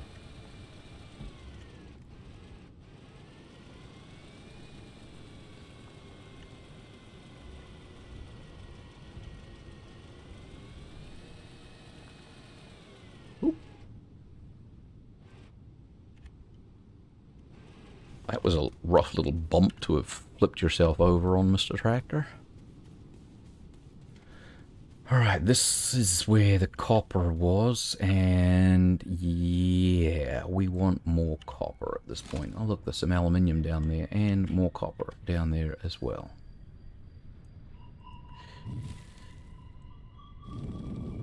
I will get more copper while I'm here, but really what I'm after at this point, as I must remind myself, I'm looking for...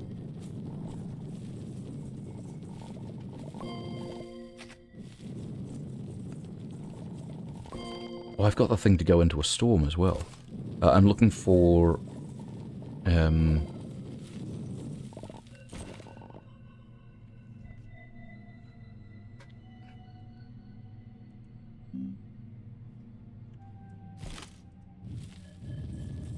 Hey, Pebbles.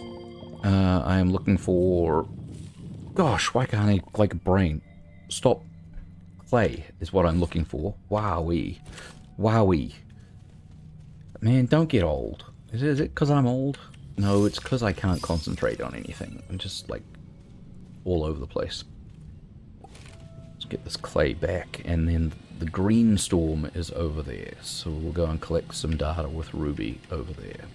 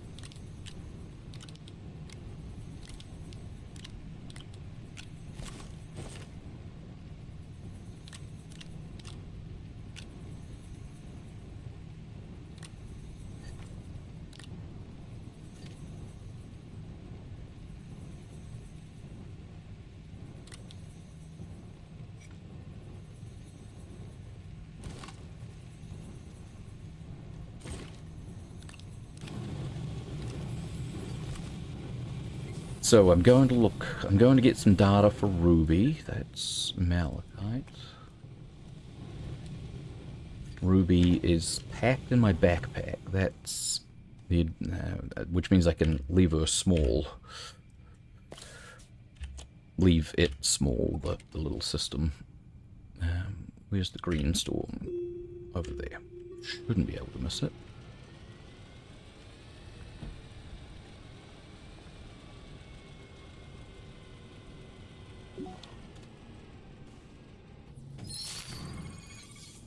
Kind of data I'm hoping to collect with in the green storm. So the storm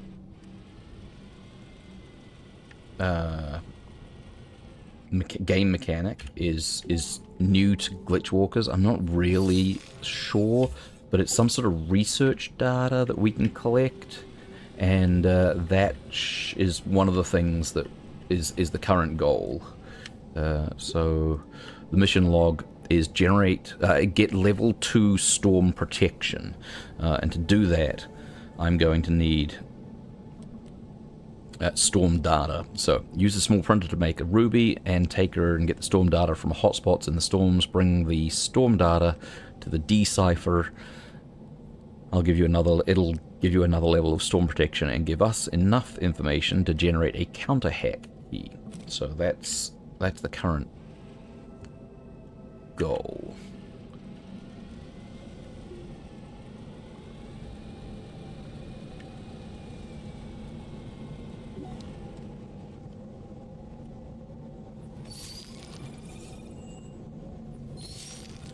This little tractor is not at all stable, but it is the first vehicle you can get access to, so sort of grab it while you can.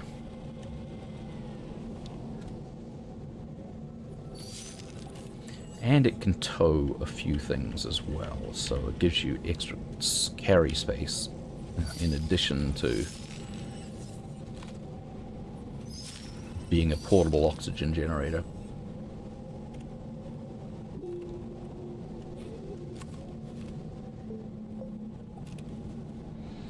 Alright, when am I in the zone?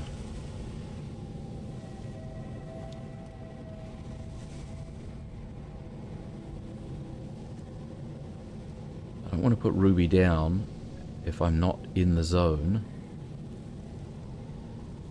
because I can't carry it very easily once it's unpacked.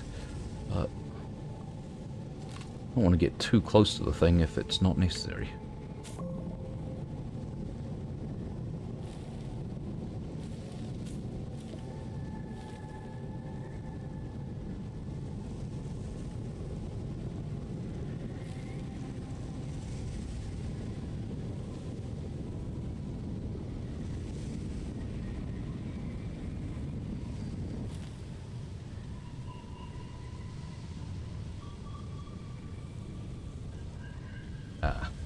There's the zone. I gotta get inside that.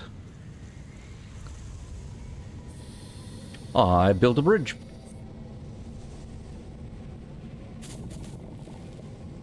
It's generally the answer in Astroneer is build yourself a bridge.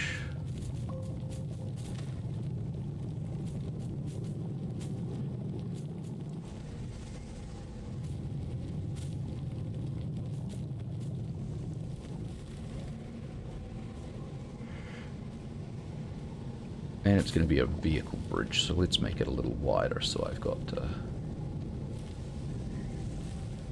little bit of leeway for making mistakes.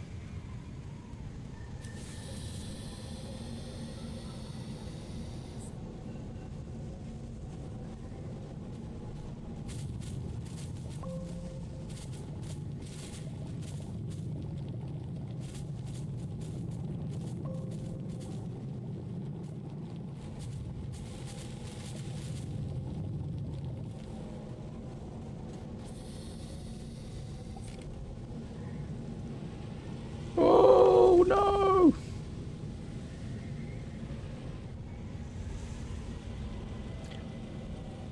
Unstable tractor is unstable.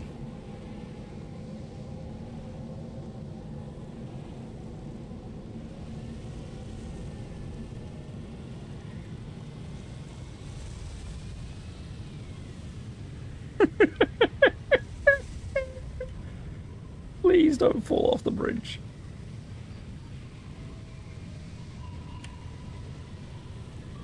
There we go. Whew.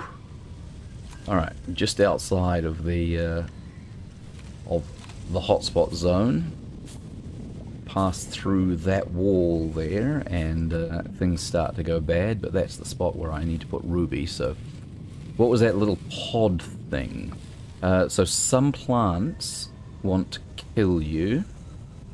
That's the only aggressive stuff in the game. And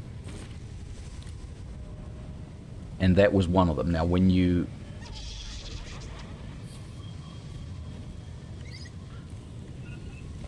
dig them up, they die because they're plants. Alright, Ruby is on. And should be gathering. So one of those plants there, let's see if I can find something else. When you dig them up, they drop seeds, and sometimes they drop research items as well. That's a wheezeweed down there, which is one of them.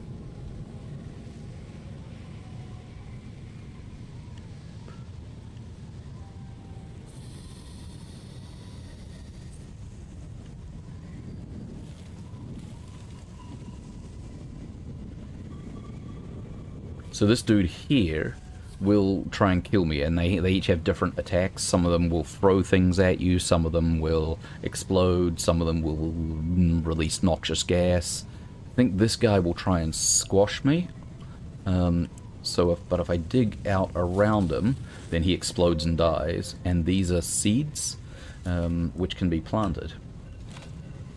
So that now is a wheezeweed that's growing. You can use them for some things, like feeding snails. The white metal thing with a lightning bolt. Oh! That is a pod. Yes, that is a research pod. If you can open it up, then you can get a research item out of it.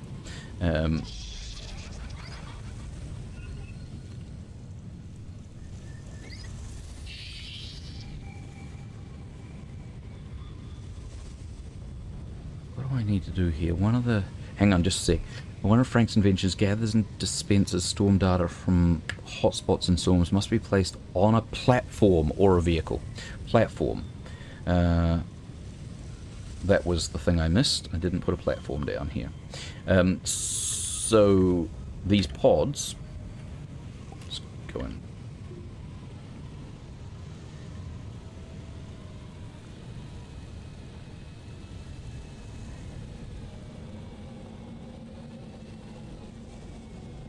Have a symbol on them, and the symbol either represents one of the in-game elements or molecules or whatever, or in this case it represents power. Now I don't know how much power this one needs, but you could hook it up to something that provided power, and that would then pop the lid off, and inside is a high-quality research item.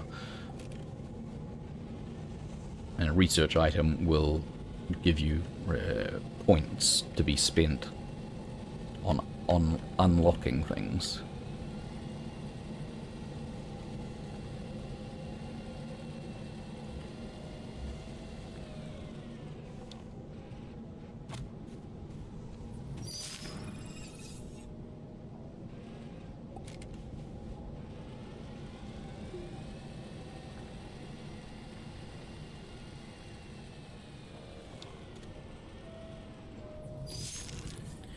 These little growths that I'm clicking on are also research items.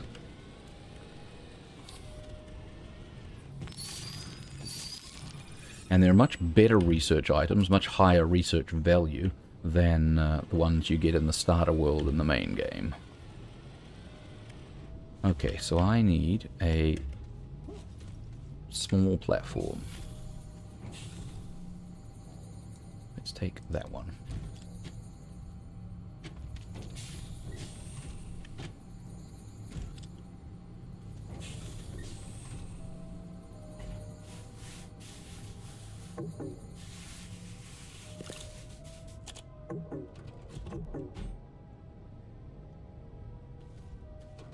Just disconnected all the power.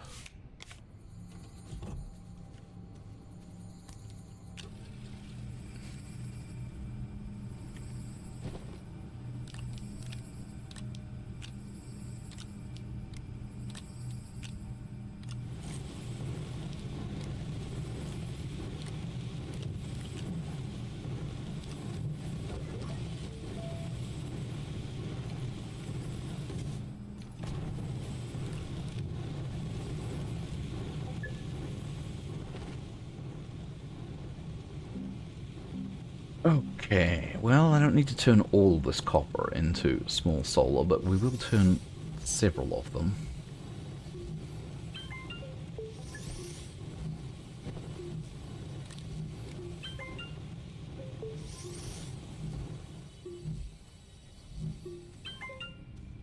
Oh, let's hook this up to the power while we're here.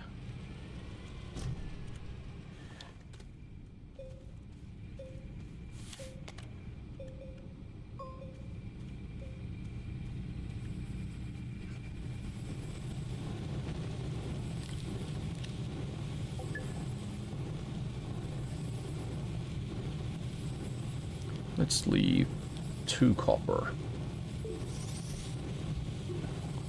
And now that are not converted to creating solar.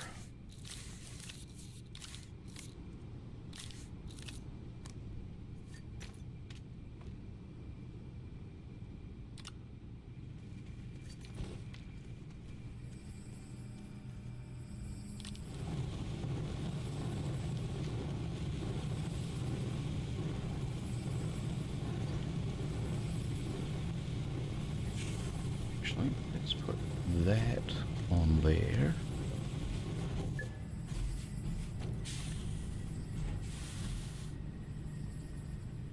Take these solars, put them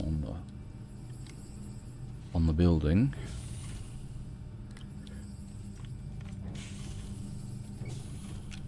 That will allow me to put the carbon on the platform, and the carbon on the platform will automatically feed itself into the generator when the generator runs out. So we should get at least some automation of power generation there.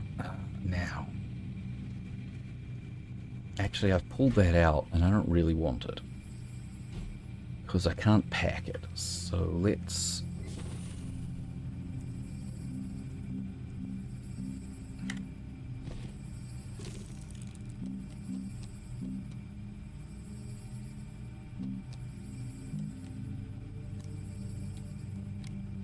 make another one exactly the same.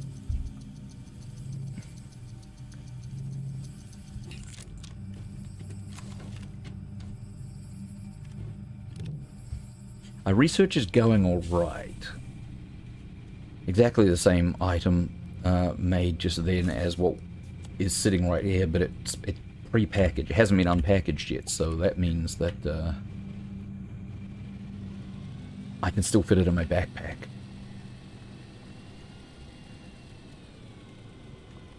Which makes it easier to get over here.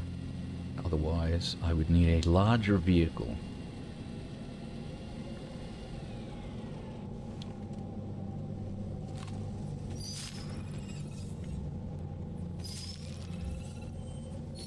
Oh, I suppose I could have made a trailer.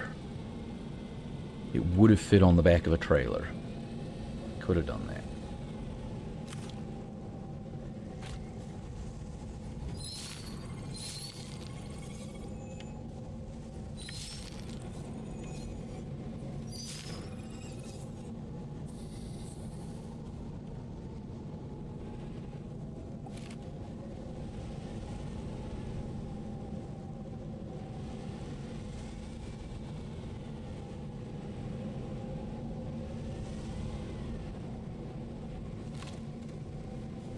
Find where I made my bridge now. Up there.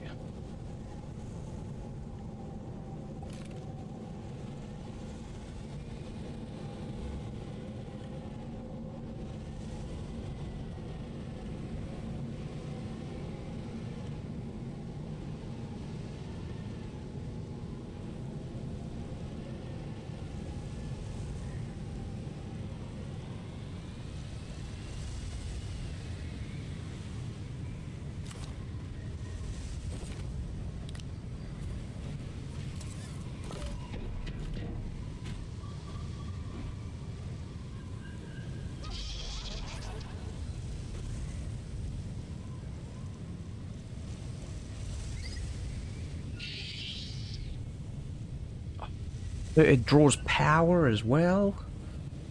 Man, I'm not paying an awful lot of attention. So yes, I was not ready for Ruby yet, despite the fact that the actual Ruby device is relatively easy to make. I am not ready to...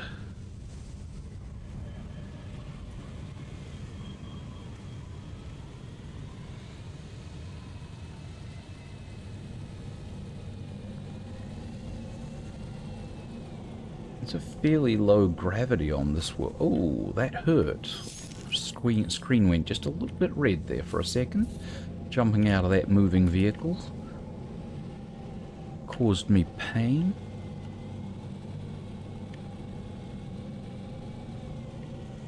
You don't really have a health indicator, but the edges of the screen definitely show when you've taken an injury.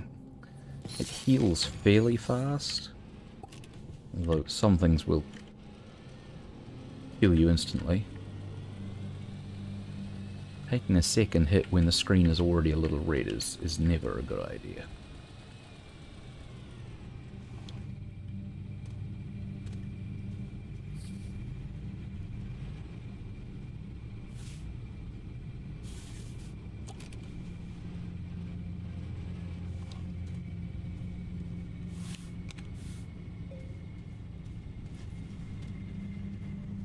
Okay, so I need to make 2 trailers.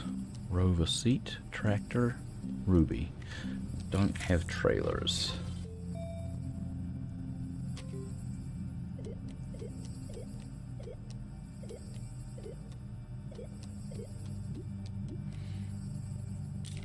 Aluminium and compound.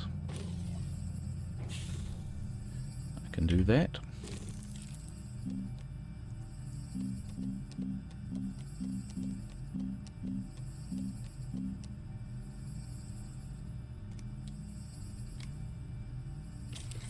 What this will allow me to do is have the tractor pulling a trailer which has the Ruby device on it, and pulling another trailer which has a generator on it, and the generator will provide 9 U's of power.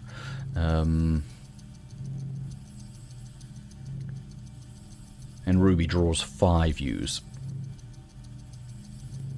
So the Ruby device is made. I'm just wasn't really ready to be running the Ruby device at this point. But we got it. It's all good. It's all good.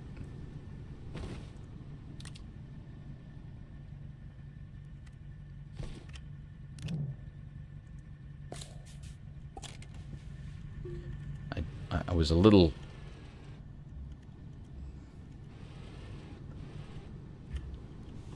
aggressive with the timing on when I thought I was ready to go out and pursue this next stage.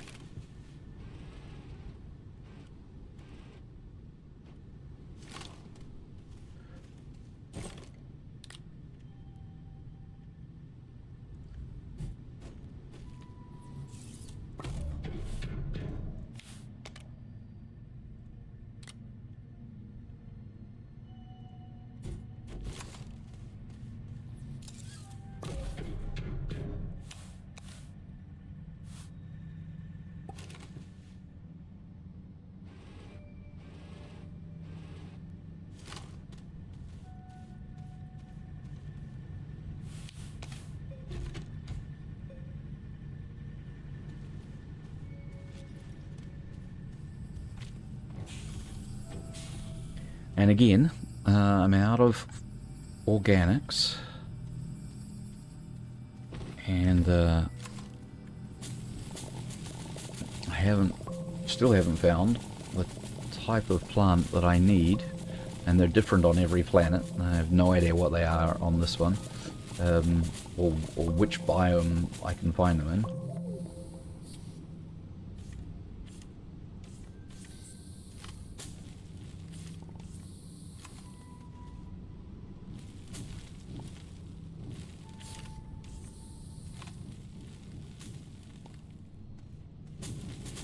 I can grow sustainable organics with.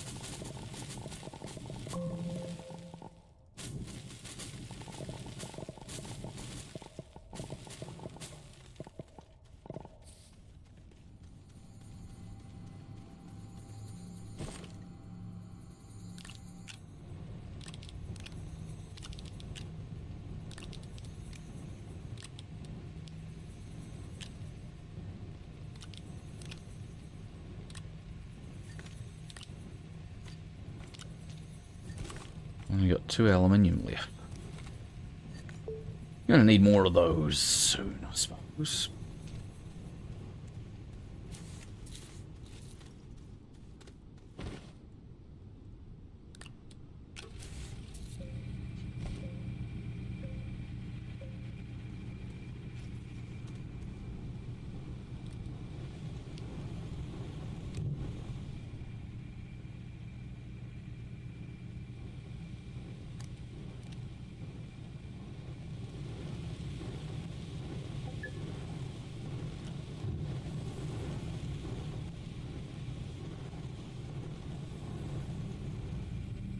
Alright, let's try this again.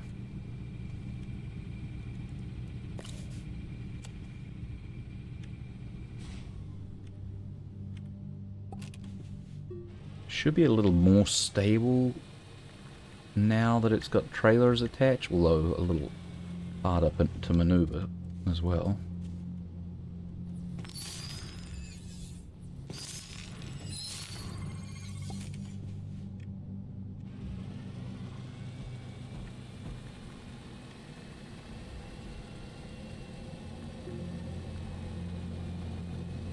A little less inclined to flip over just because I take my foot off the gas.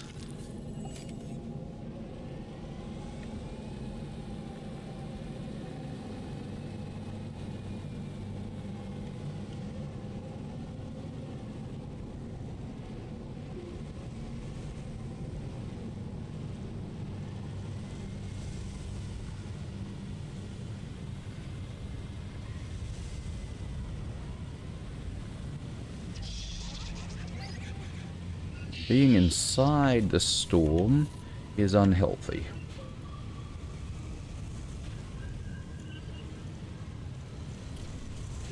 So let's see if I can get myself outside the storm while putting Ruby inside the storm.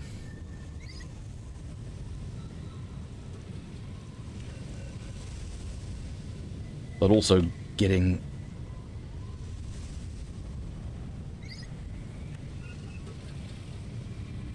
okay, Ruby, are you working now?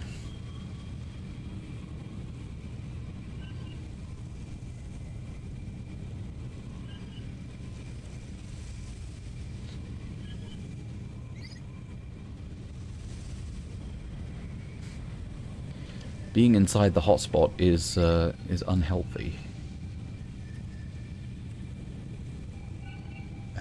Are you doing a thing, Ruby?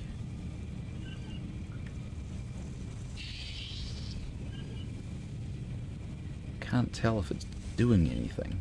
Oh wait. Yes, I can. It's got those little things coming. Oh no! Oh no!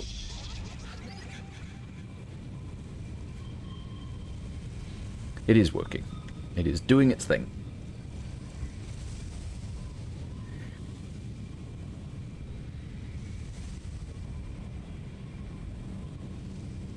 So, generator is on the tractor. The Ruby is on the tractor.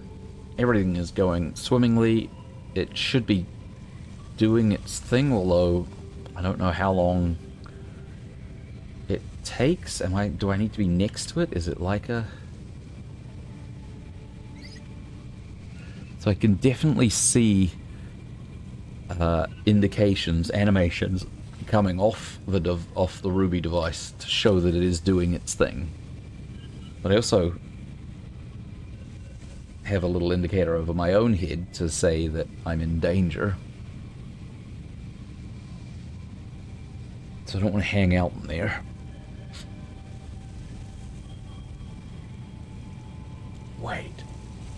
Oh, that's one of the device thingies.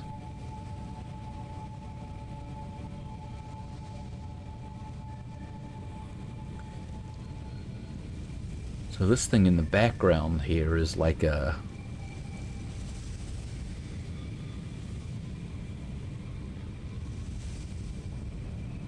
an alien technology spot on the ground, and there are some at the poles and at a couple of spots on the equator, 4 spots on the equator.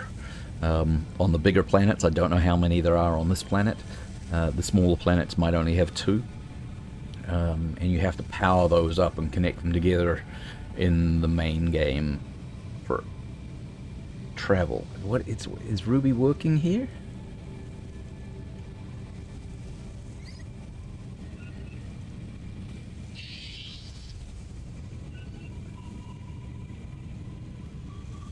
What are you doing, Ruby, and how long do you need to do it for?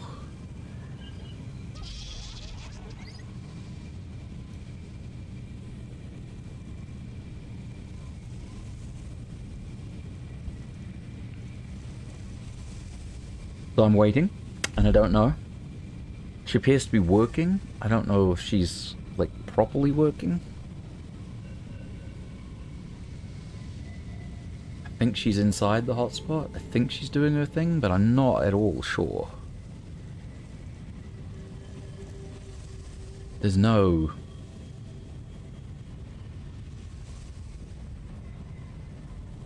There's an animation that shows that she's got stuff happening, but not anything that shows what her progress might be. So I'm gonna go in, which is unhealthy. I can't go any further than that because there's... Oh, do I have to get inside that?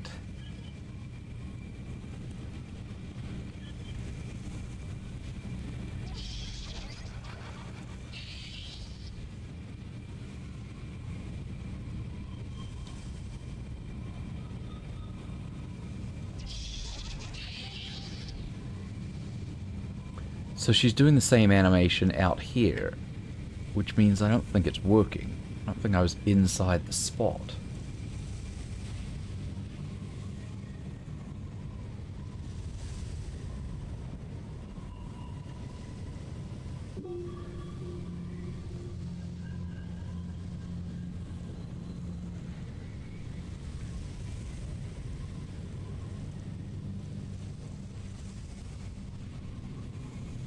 Look, the storm, this is the alpha storm. It has a symbol, an alpha symbol in it. There's the delta symbol over there. That's the zeta symbol there.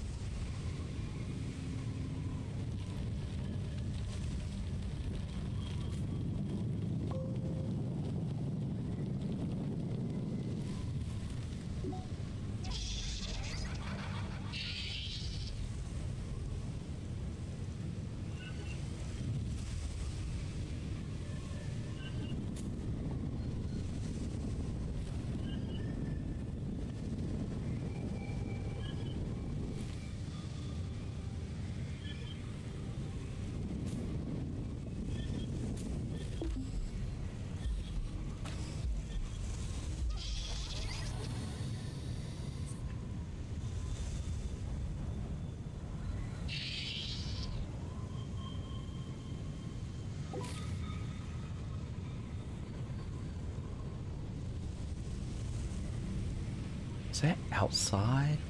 It's a hotspot. My goal is understanding. I do not know exactly what the game wants from me at this point. Which is, as I said earlier, cool. Like, figure it out. I will figure it out, but that's what I'm trying to do at the moment, is figure it out.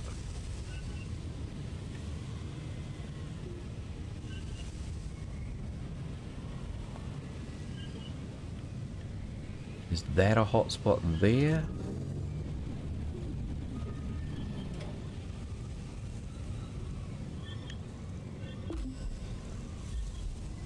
Oh no, oh no, oh no, oh no, oh no.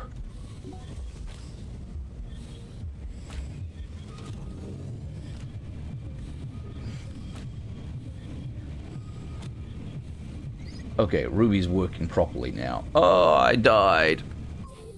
Not supposed to stay inside the storm. Need storm protection.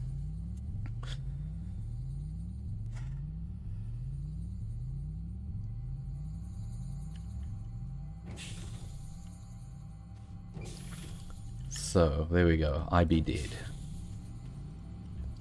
But can't keep a good Astroneer down. Hopefully, even though I be dead, the device is inside the storm, inside the hotspot of the storm as well, appearing to do its thing. So I will try running in there, grabbing the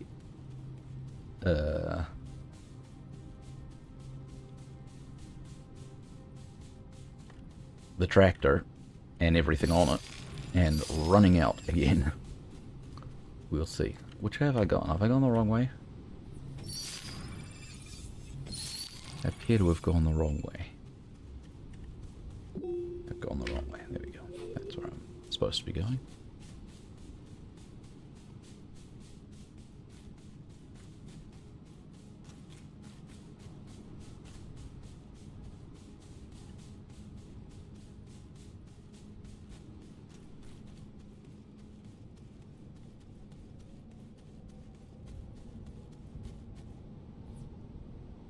Or did I not run a line out all the way over there? Well, that was a dangerous move, considering I hadn't done the preparation I thought I'd done.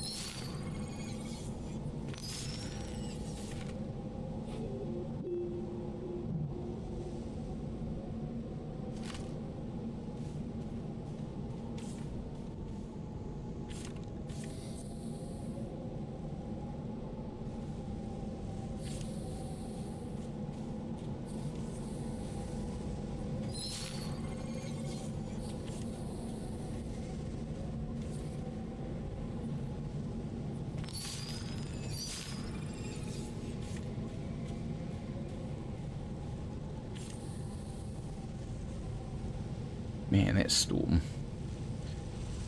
Visibility is appalling.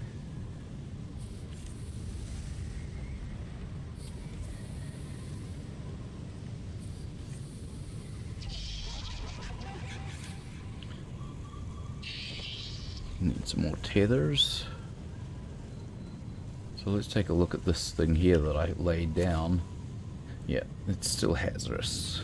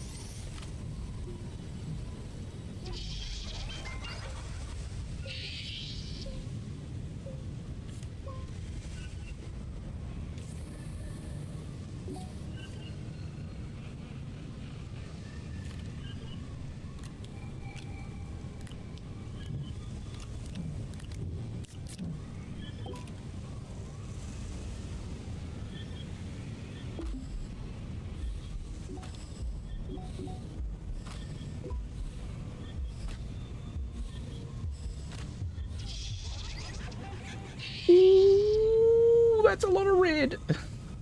I almost didn't make it.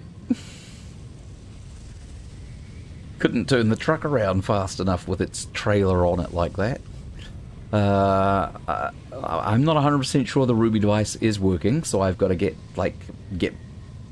into this dangerous area fast and get the trailer, the truck and trailer out again, which is not as straightforward as it might sound.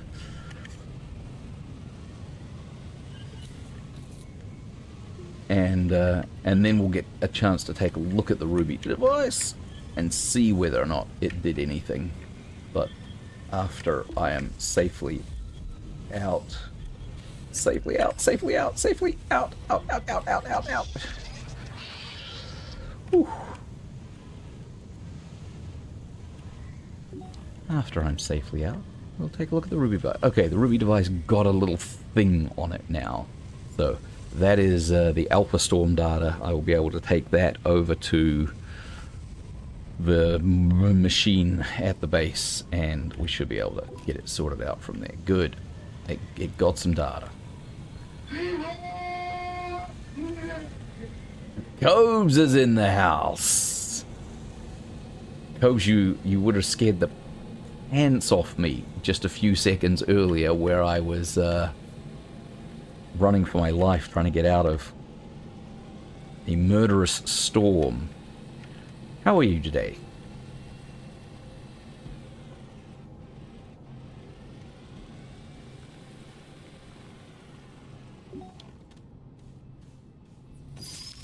You saw the green storm? Yeah, and I was struggling to get out of there before it killed me.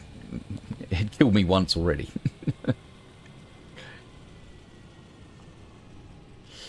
Green storm, the Alpha Storm, apparently.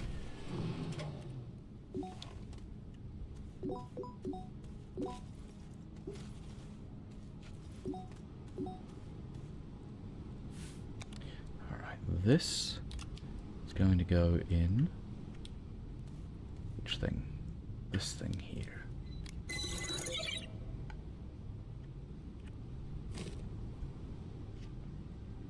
Oh dear. I'm going to need a lot more of those. You still need to learn this game. You have played it very little.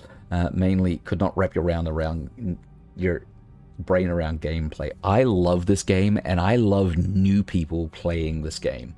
And if you want to join me or have me join you for a get started session, I'm all about that. But then I want to see you do it yourself, because the discovery that goes on in this game is...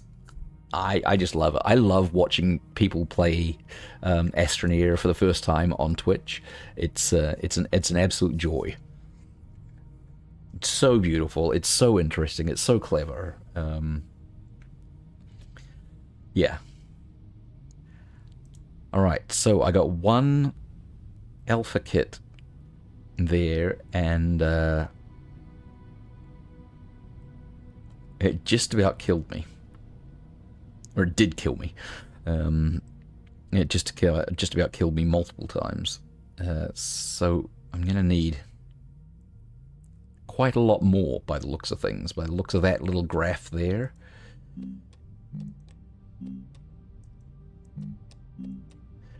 I am some way from getting level 2, which is the required storm protection.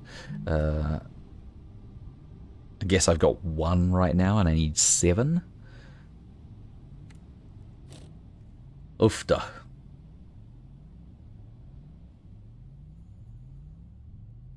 As the saying goes.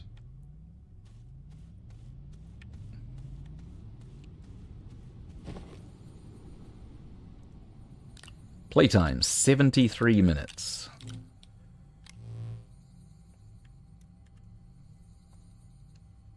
Let's see if I can get playtime from here.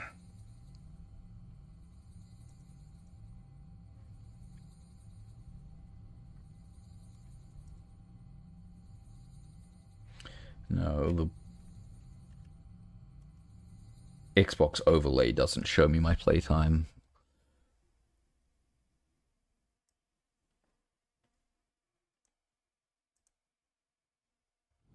You have it on Steam? Yeah, that could cause a problem. That could stop me from being able to share with you.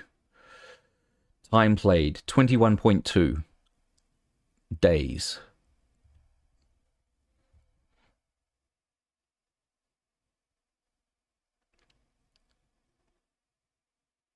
Yeah, I do think it's yeah, I've played through the game 3 times, but they keep adding content, and then now this is the DLC. This is the first DLC that is it's new. So I've 100%ed this one. I've unlocked everything. Yeah, over 500 hours, 3 playthroughs, and now doing the DLC, and really excited about the new game that they just announced. Astroneer is going to continue to get content over time for years to come still, but they've announced another Astroneer game. It's not Astroneer 2, it's Astroneer like branch, which will be a multiplayer-based game where you're in a space station and you travel from place to place. So I suspect it's kind of like going to be, I don't know, but I am guessing it's going to be like procedurally generated. So you will move from, you take your team and you'll always have something new to do because new planets and new zones and all of that. New solar systems. That would be my guess what they've got going on, but I'm excited about whatever they're going to do, honestly, because I think it's fantastic. I do think it's truly amazing.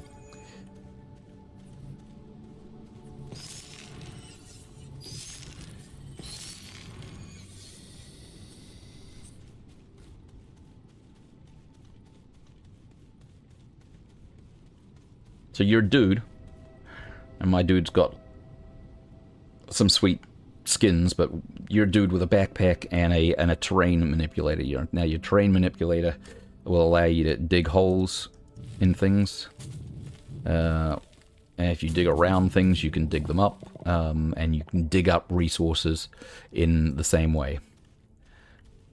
I mean, I'd get it on Steam, Cobes. I would buy it on Steam to play with you. I'll do that for sure. Because it's so amazing. And then I could 100% it on Steam as well.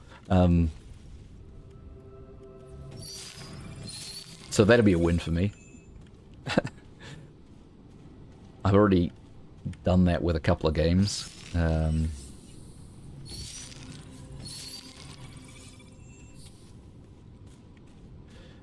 Can't do Xbox Game Pass as you're not on Windows. Yeah. Or Xbox.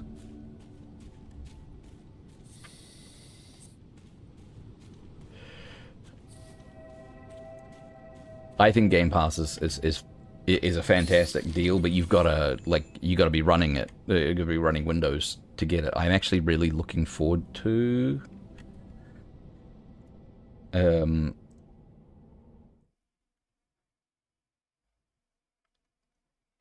South of Midnight, which I have installed, pre-installed, but it doesn't actually release until tomorrow. I'm looking forward to that one, and that's a Game Pass game.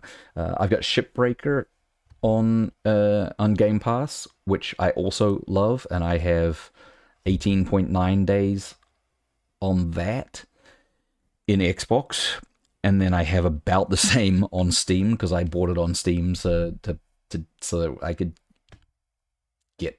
just go through it again. I just cause it was on special or something. I don't know what I did there. And I have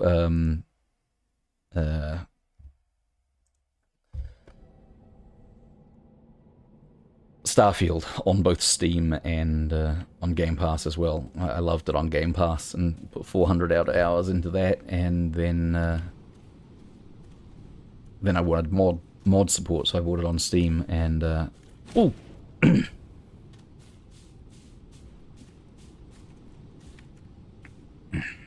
Was not ready for that. A little lash tongue there just to fire me across the landscape and scare the stuffing out of me.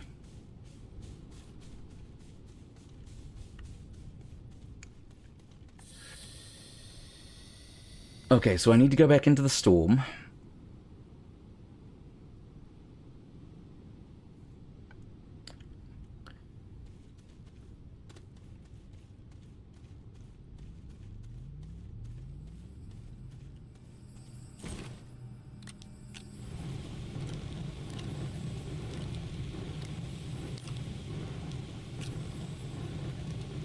Starseeker is the new one? Yes. Yeah, I don't think it's even out in EA yet. It's just announced.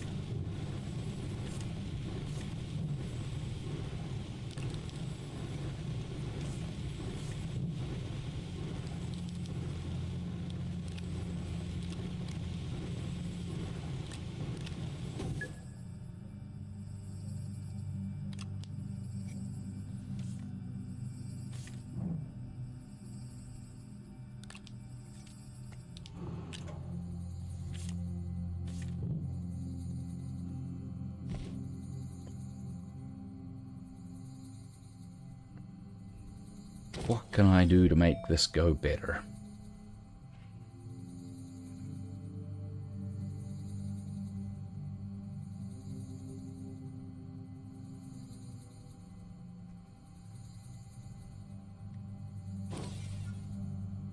I suppose what I really need is a better path.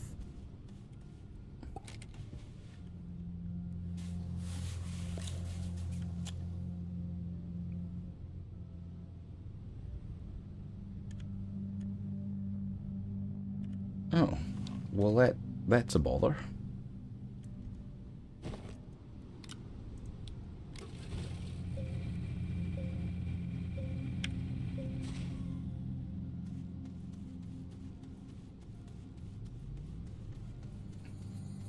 Power is certainly a problem, and I still could do with finding some clay to be able to make some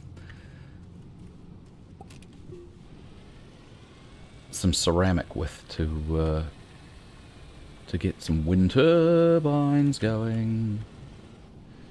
I should fill that hole up, because that's not the first time that has happened.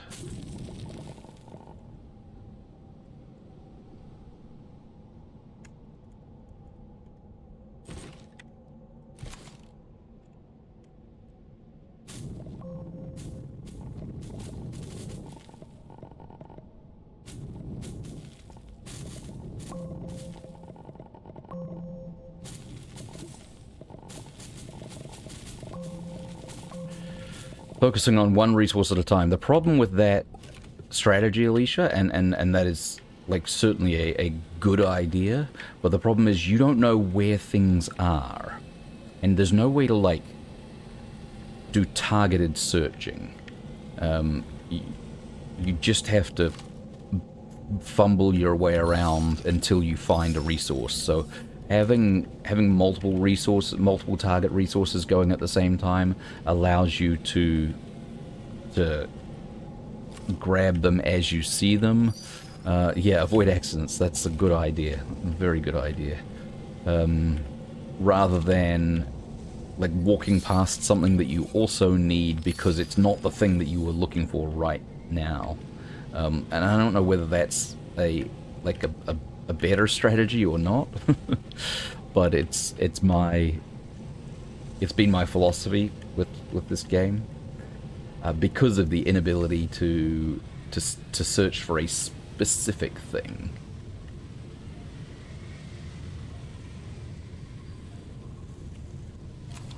Let's see. That hotspot is the exact same place as it was a second ago. Last time we were here. Let's clear out this landscape just a little bit. And then run away, run away, run away, because it's going to kill me.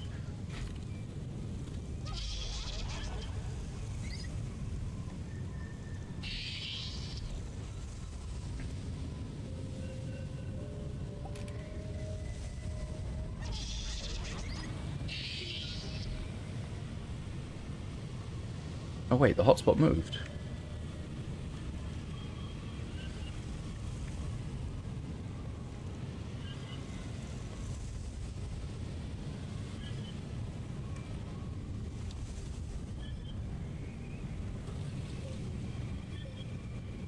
Oh no!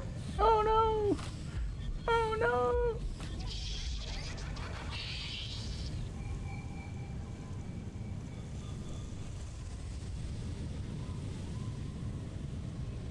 Now, is Ruby working? Is she doing a thing? Are we close enough to whatever it is that's going on here?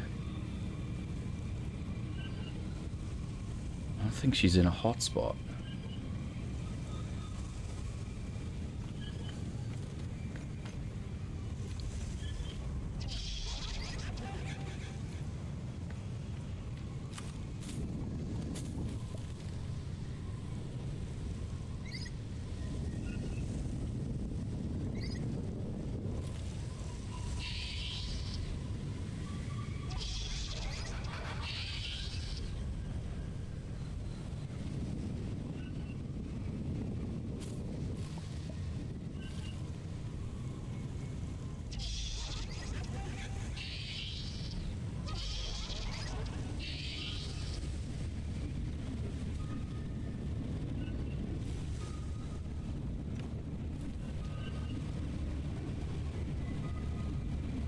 Oh yeah, she is. We got one. We got one.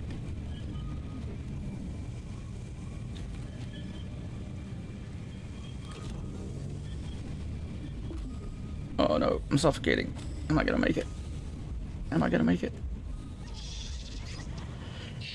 Not dying because of the storm trying to kill me. That would be my biggest challenge right now. Trying to collect the 7 of these things that I'm gonna need to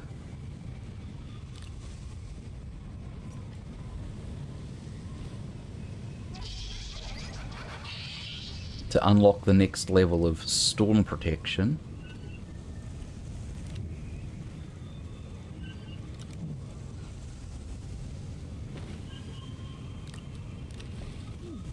No, no, no, don't stop and do emotes. Need to run away from the murder storm.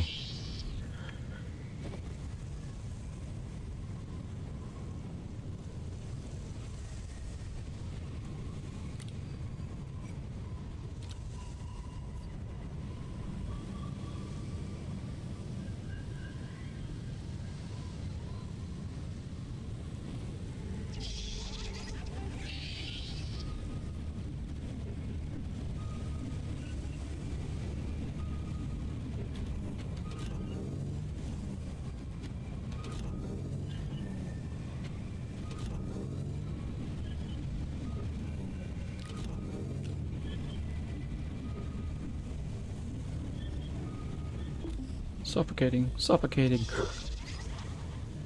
Gotta get out of that storm. Brutal, brutal. Oh, that puts a big shadow on my face there.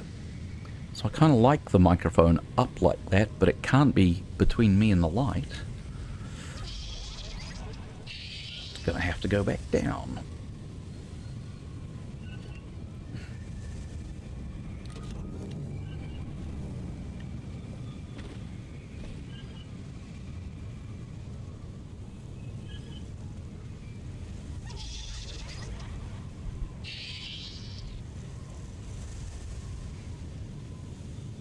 That's a little better, maybe.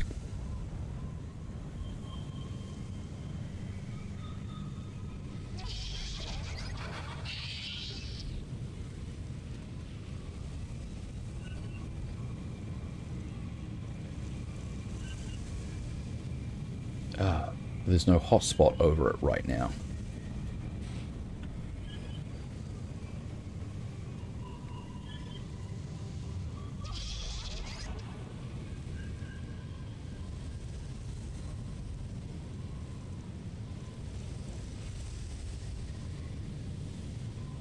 Right, so I can see... Wait, why is that losing power? Oh, because the hotspot's over it and it's working.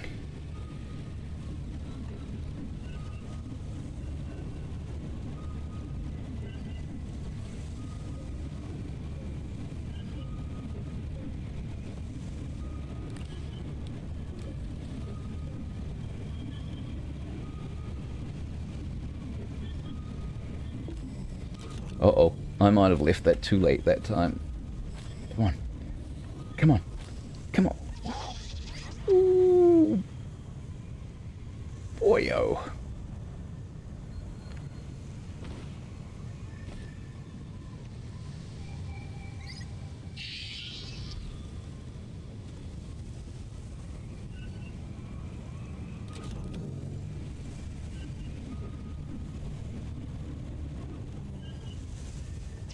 The ruby grabs the research item fairly quickly when it's in the power in the spot. I wonder what a wind generator would do down here. I wonder if being in the storm gives it really good wind generator power. Can't do anything about that until I find some clay though. Alright, that's 7. That's what I needed. We are out of here. Back to base. Left a lot of resources right there. And I need 16 of these by the time I'm done though, so there'll be plenty of opportunity to go back.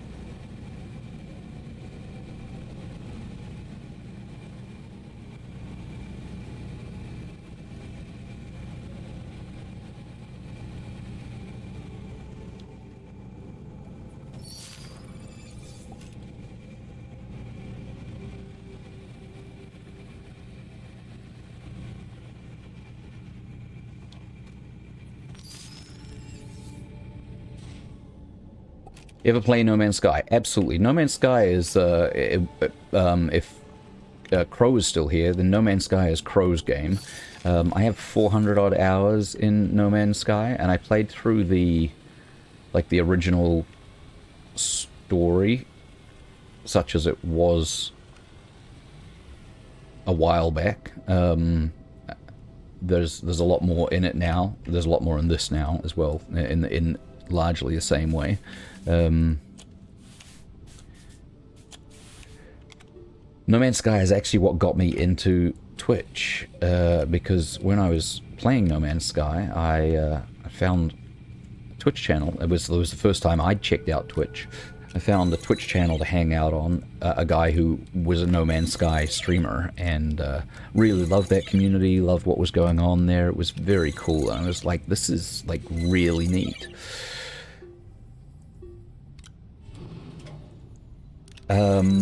Exploration, but I tried to go back recently, and I bought it on Steam. Another one that that is on Game Pass, but I bought on Steam. After having played it on Game Pass, so that I could like play with friends and those sort of things. It's good. It's really good, but I didn't find it like dragging me in when I went back recently.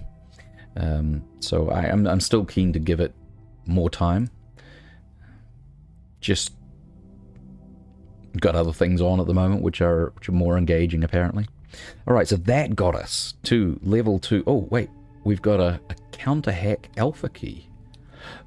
Look at that thing. Not every day you see a counter hack alpha key. Cool. I did an expedition recently and got that living ship. Yeah, I've not done any expeditions at all. They first released when I was just wrapping up. And I think I might have like started one and gone, I'm not quite sure I understand what's going on here, and I'm done anyway. So like if I've got all the achievements, then I've kind of done. So but yeah, I am intrigued by what I keep hearing about expeditions. I'm down with start over. Start over's a good plan in my eyes.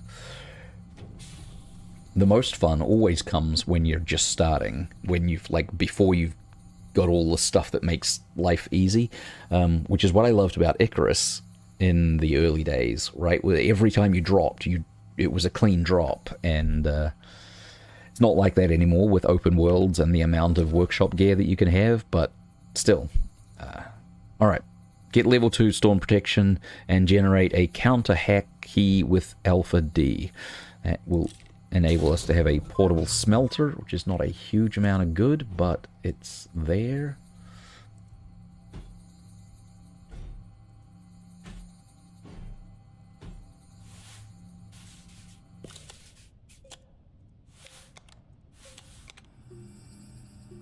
Use counter hack key Alpha at the Alpha Gateway Terminal. Oh wait, there's one of these things at each terminal. Got it, okay. So that's that dude up there.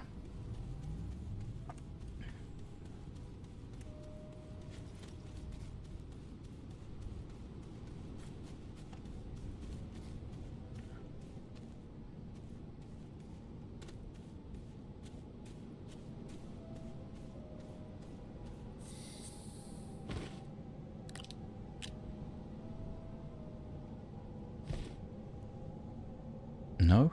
Is that not where that goes? Oh, activate.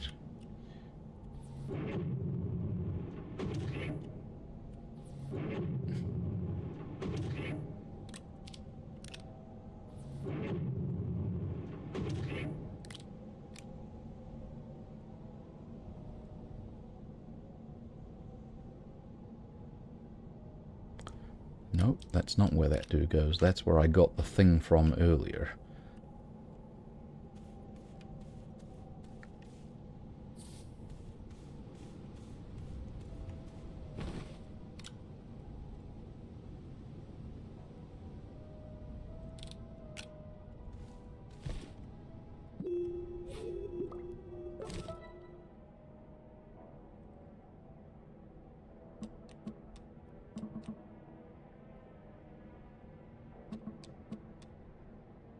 Good news, Blitz is hanging out in the core of the planet. Bad news, there are currently 3 firewalls between you and the core. So that was what we saw earlier. Crow was when I dug down, I hit a firewall. And so I've got to unlock these 3...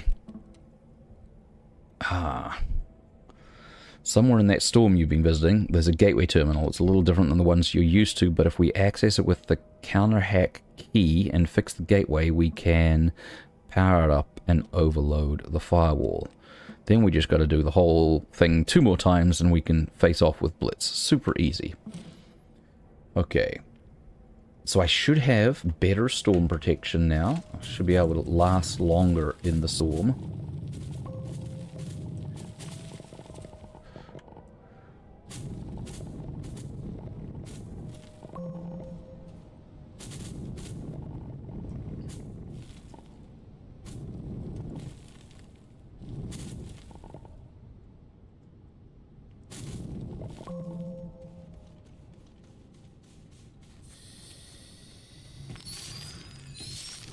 So it looks like I got to go into the storm.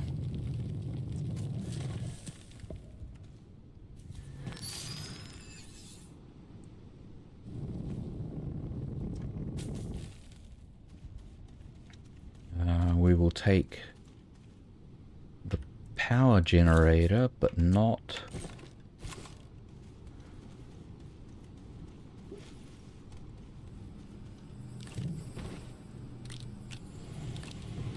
but not the ruby.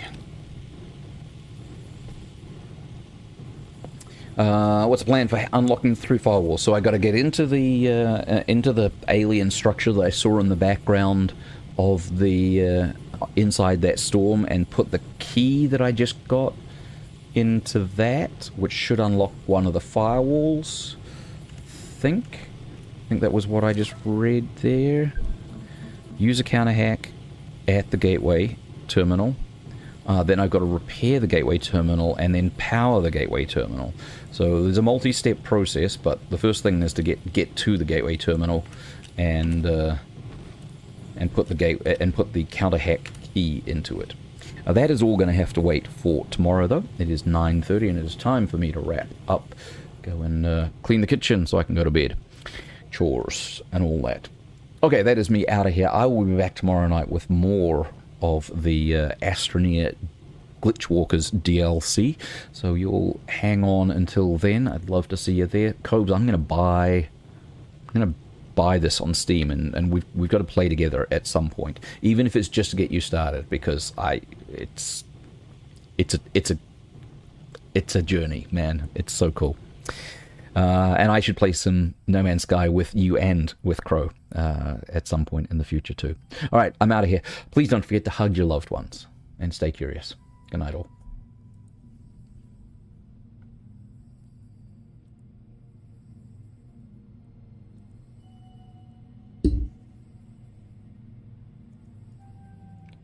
Okay. I've lost control of parts of my computer. Yeah, good night.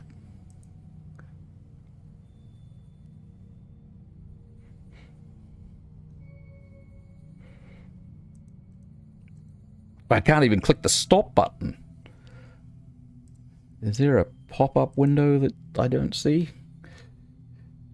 Something popped over top of everything else?